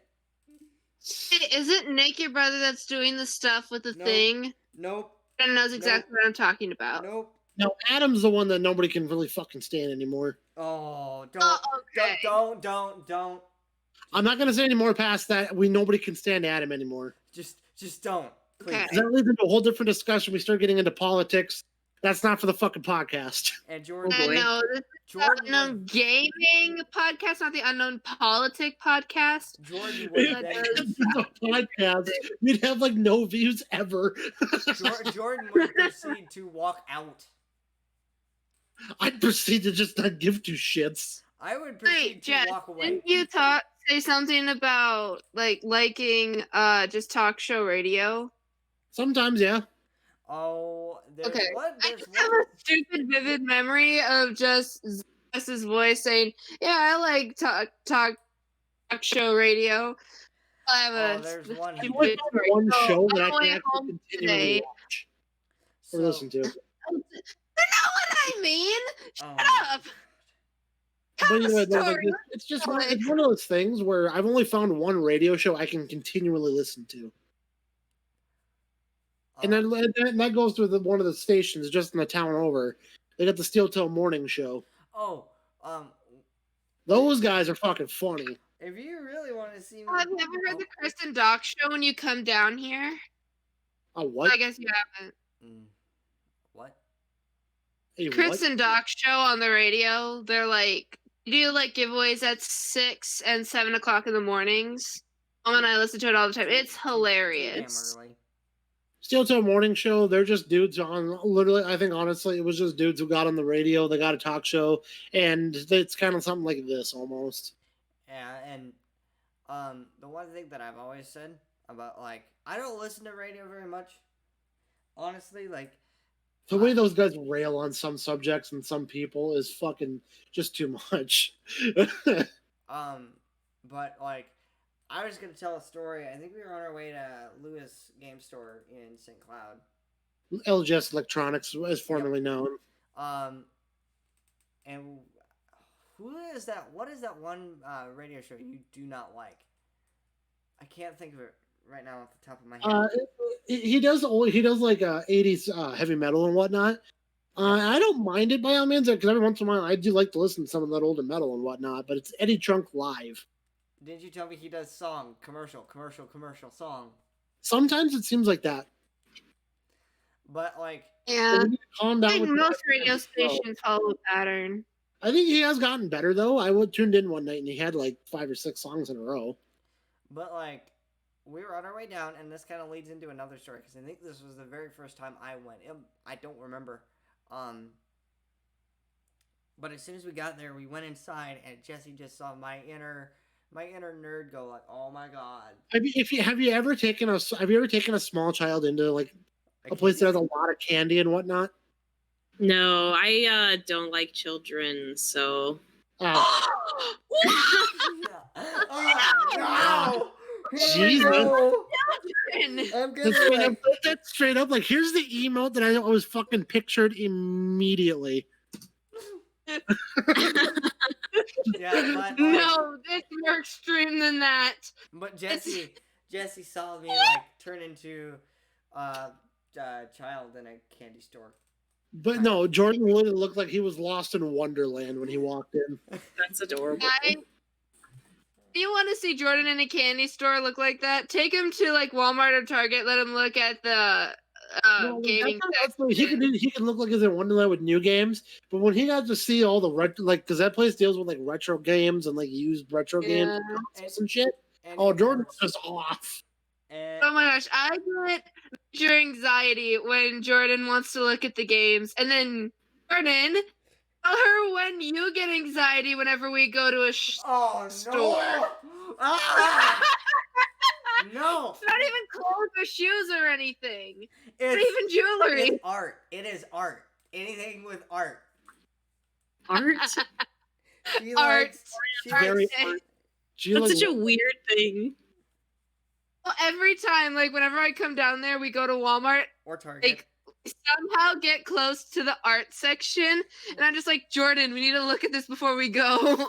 And they're like, okay, so at that point, Jordan, you should just keep driving. No, I was. No, he's not even in a cart, like a drivable cart. He's in like one of those wheelchairs, and like after walking around the store a while, like his arms get tired, and so then I get all the control, and I can go wherever I want, and he can do nothing about it. He can do anything about it. He can just start pushing himself. But yeah, so okay, for those that are curious, it's not even Walmart that this happens at. It happened at Target. It was at Target. And if we go to like the Dollar Tree, it's gonna happen there too. To which my legitimate. Oh my god, dollar store art. Oh my god. Well, it's not even like art. Oh, it's not that bad. Just, they have pretty good glue sticks. It's like sometimes the dollar store is amazing though. It's like pretty much the arts and crafts section, as I should call it. Yeah. Lots of slime makers, craft stuff.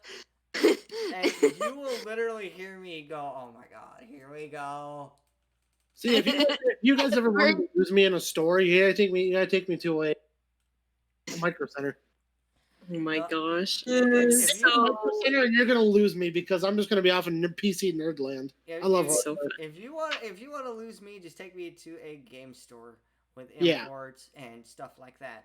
Because oh my god! Thank God there is no longer a GameStop in Watertown. We'd have to drive all the way to Brookings. I'm not even talking like a GameStop. I'm talking like he's talking like a used game shop, like LGS Electronics in St. Cloud. Like they have a Super Famicom. My god! Shit too. No, like Jesse, legitimately that first time we went to LGS.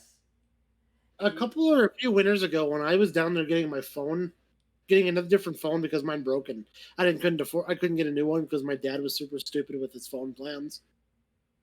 Yeah. I was hanging out down there, and as I was hanging out, I was in there.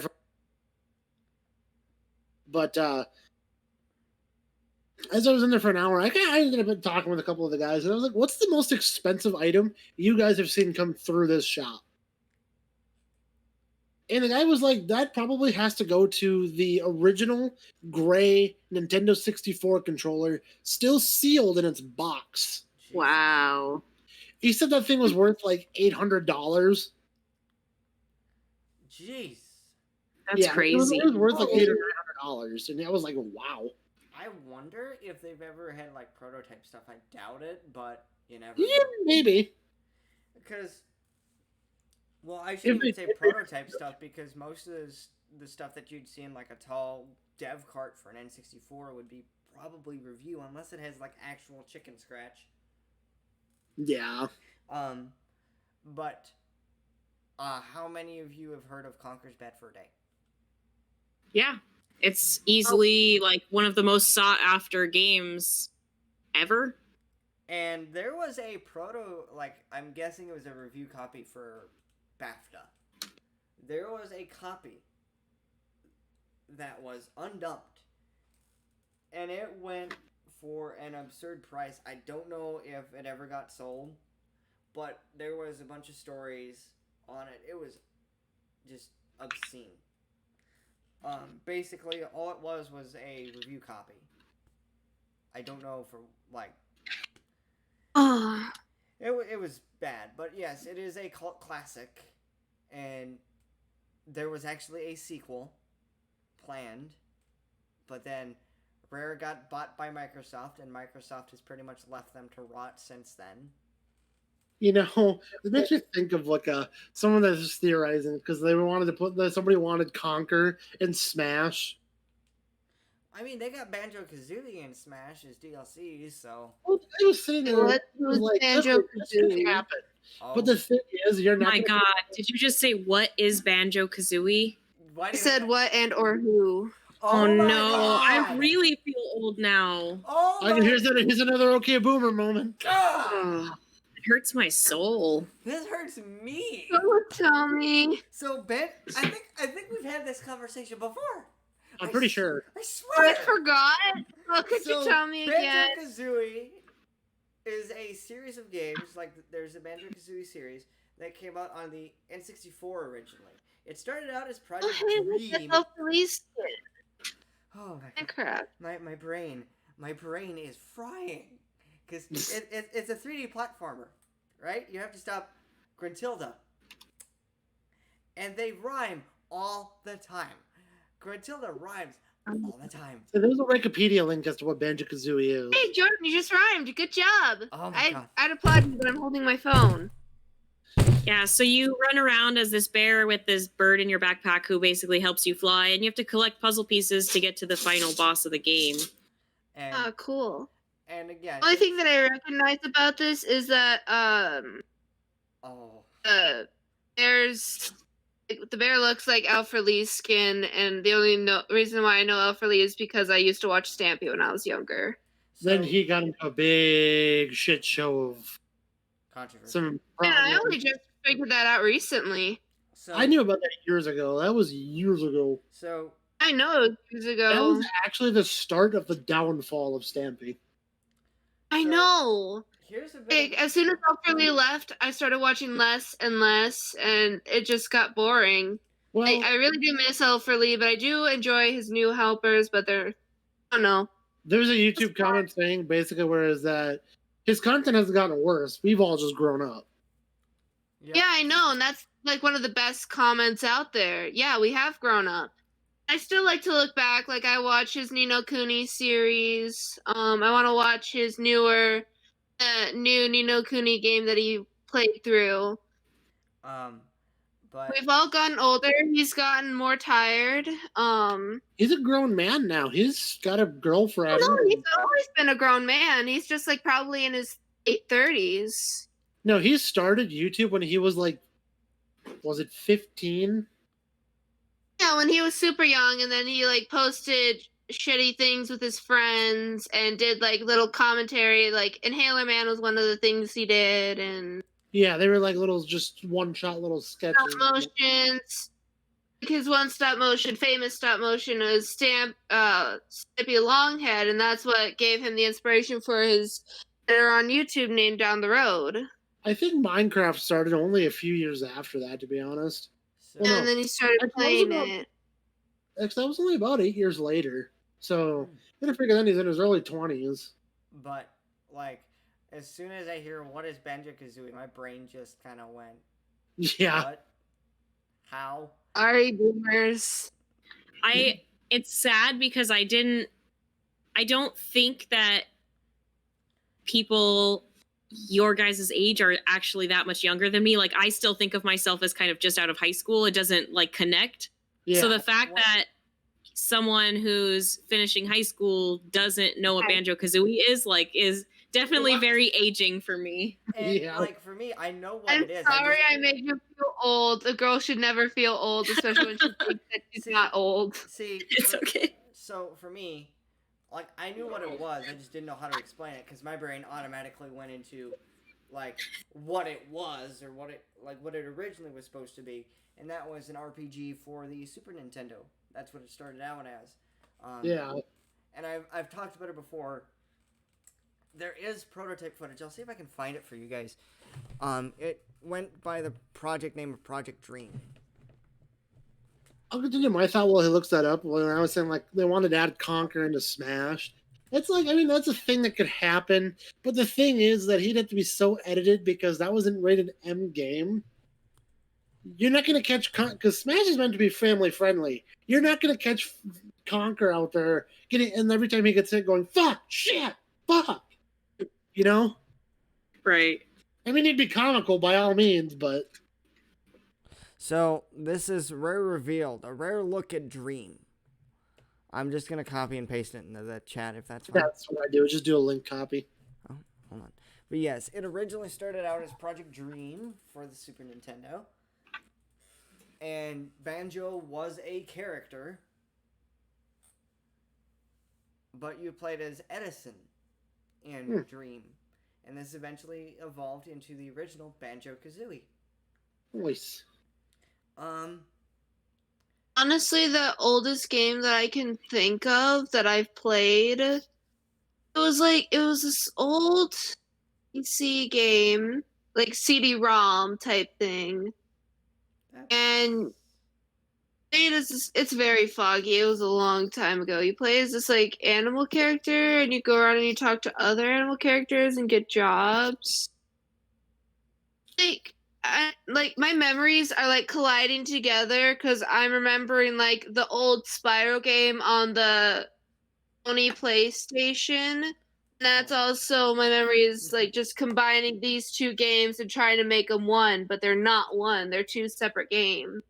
So Right, no idea. So I don't know either. But when I was growing up, I had a Super Nintendo, GameCube, Wii, PlayStation, and a PC. God, if I had to list the consoles we had when I was a kid, Dang. we had an original Nintendo, but I think it was dysfunctional at the time. I tried to fix it at one time, but I didn't. You needed to buy a replacement pin set for it. Then we had a Super Nintendo.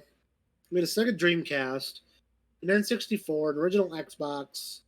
We eventually got a PS3 and an Xbox 360. Mm-hmm.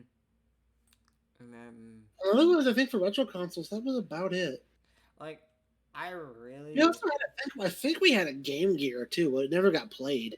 I had a Game Boy Advance, and I don't own my original Game Boy Advance. I did buy a new one. So I really wish I knew what they did with that, and I bet you they threw Now, wait. Did you have the original Game Boy Advance or the Game Boy Advance SP? Jordan had the original Advance. Yes, but some members of my family actually had the SP. My brother. I had the SP myself. Because I had the original, and then everybody that I knew got the SP because it was like foldable. So I'm the only person that I know that has an original Game Boy Advance. I have my actually. SP, it's just that it doesn't work. I purchased an SP recently, because I don't know what's wrong with mine. I don't know, and the SP actually helped me get through some of my surgeries. Honestly. Oh, nice. Because like that last surgery I had, I don't know if I ever said this, but this is where I started playing a lot of Harvest Moon. Yeah, you said something along those lines. Yeah. And I've been told I compare it to Stardew Valley a lot, and I do, because I can draw similarities. I mean, I'm pretty sure that's what Stardew Valley was based on, was the Harvest Moon games. That's like when I started playing Stardew, I'm like, yeah, I can see a lot of like similarities. So I can hear the Yeah, trigger. you said I they're can not hear the trigger being held back by fucking Haria right now. Yeah, she's Jordan and I have had a long conversation about this. she has never played Harvest Moon. Not It's yet. super fun. It is. It is like So here's the thing. So do you like dating sims? Yeah, dating Sims. I like The Sims. oh No, okay, so I'm talking about dating simulator games. Like they're based out of Japan and you have X number of bachelors and you get to choose from them and like pick who you want to date. No? Oh, I've played something along those lines. So Harvest Moon has a dating simulator aspect to it. So you get to choose somebody that you eventually get to marry.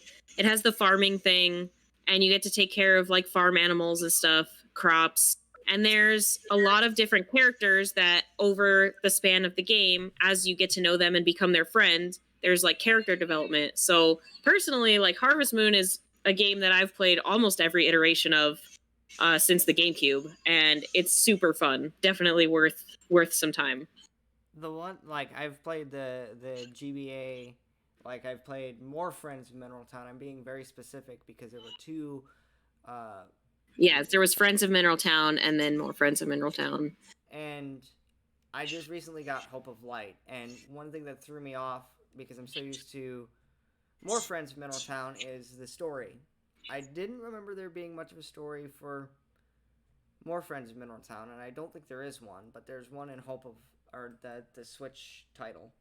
Yeah, so the newer Harvest Moon games have started adding that in. I think it started around the Wii when they started doing Wii titles for Harvest Moon. They added like a little bit of a story aspect to the game, so it just kind of added another layer to what you're doing. But Like, it's not something you have to do. But like to unlock certain areas in the Switch game, I've noticed that you need to do certain tasks, and I'm like, I want to unlock these areas so I can do more in case I can't plant anything in the winter, Right. because that's always an option. You don't have to focus on the farm. You can go fishing. You can mine to upgrade your tools. And my thing about Stardew is farming is very tedious for me, and I don't like tedium. I'd rather mine or fish. As soon as I can get into the mines, the sooner I can get sprinklers, and the sooner I just don't have to worry about watering. And So I spend 99% of my time in Harvest Moon just focusing on animals. Like I almost never plant stuff in those games. I do because like it's just me. And I like for me, I just kind of take things in stride with this game because I love the Harvest Moon games. They're so much fun, and they're so. It seems like. It seems like a game that I really enjoyed playing a lot of, especially when I was laid up at home. Because again, I was laid up in the summer of 2015 to the point, and I'm sure Jesse can recall that I really couldn't go do much. I had a knee surgery, and I literally was in a reclinable wheelchair. So they had me on a CPM machine that bent my legs to try and get me to where I could actually sit. So I'd spend an hour on that in total because it was half hour each leg for 3 times a day. Oh wow. So the only thing I had was my SP and whatever games we had. I now own a little bit of a library for my Game Boy Advance. And it's definitely worth. I'm glad I actually made the purchase because this brings back a lot of childhood memories and a lot of good ones. Yeah. But the one thing that always threw me off was in, the Friends of Mineral Town and the more Friends of Mineral Town was the rival system. The rival system was something that I didn't really understand. Because, but how long have we even been going? I don't even know. Probably For a long time. It's almost 11 o'clock. I'm almost 3 exhausted. hours. Yeah. 2.5 hours. I think This we is should. I think one we of the should end it. longest. No, it has not Thank been. you. I think we should just try and call the episode here. But thank you guys. I know we Yeah, got thank off. you so much for having me. This was a lot of fun. Sorry for getting off Just topic come so back. much, but thank you guys so much for joining us this week. Thanks, Song of Storms. I believe I did the name right. Yeah, so I mean, on Twitch, it's Song of Storms Play. It's Song of Storms in other places. So Song of Storms by itself is totally fine. But thanks for joining us. It's a pleasure to have you. Yeah, it was really awesome. And thanks, Jess and Aria, for joining me once again this week. And we will see you guys on Wednesday. Bye. All right. Bye-bye. Bye. Thanks, guys.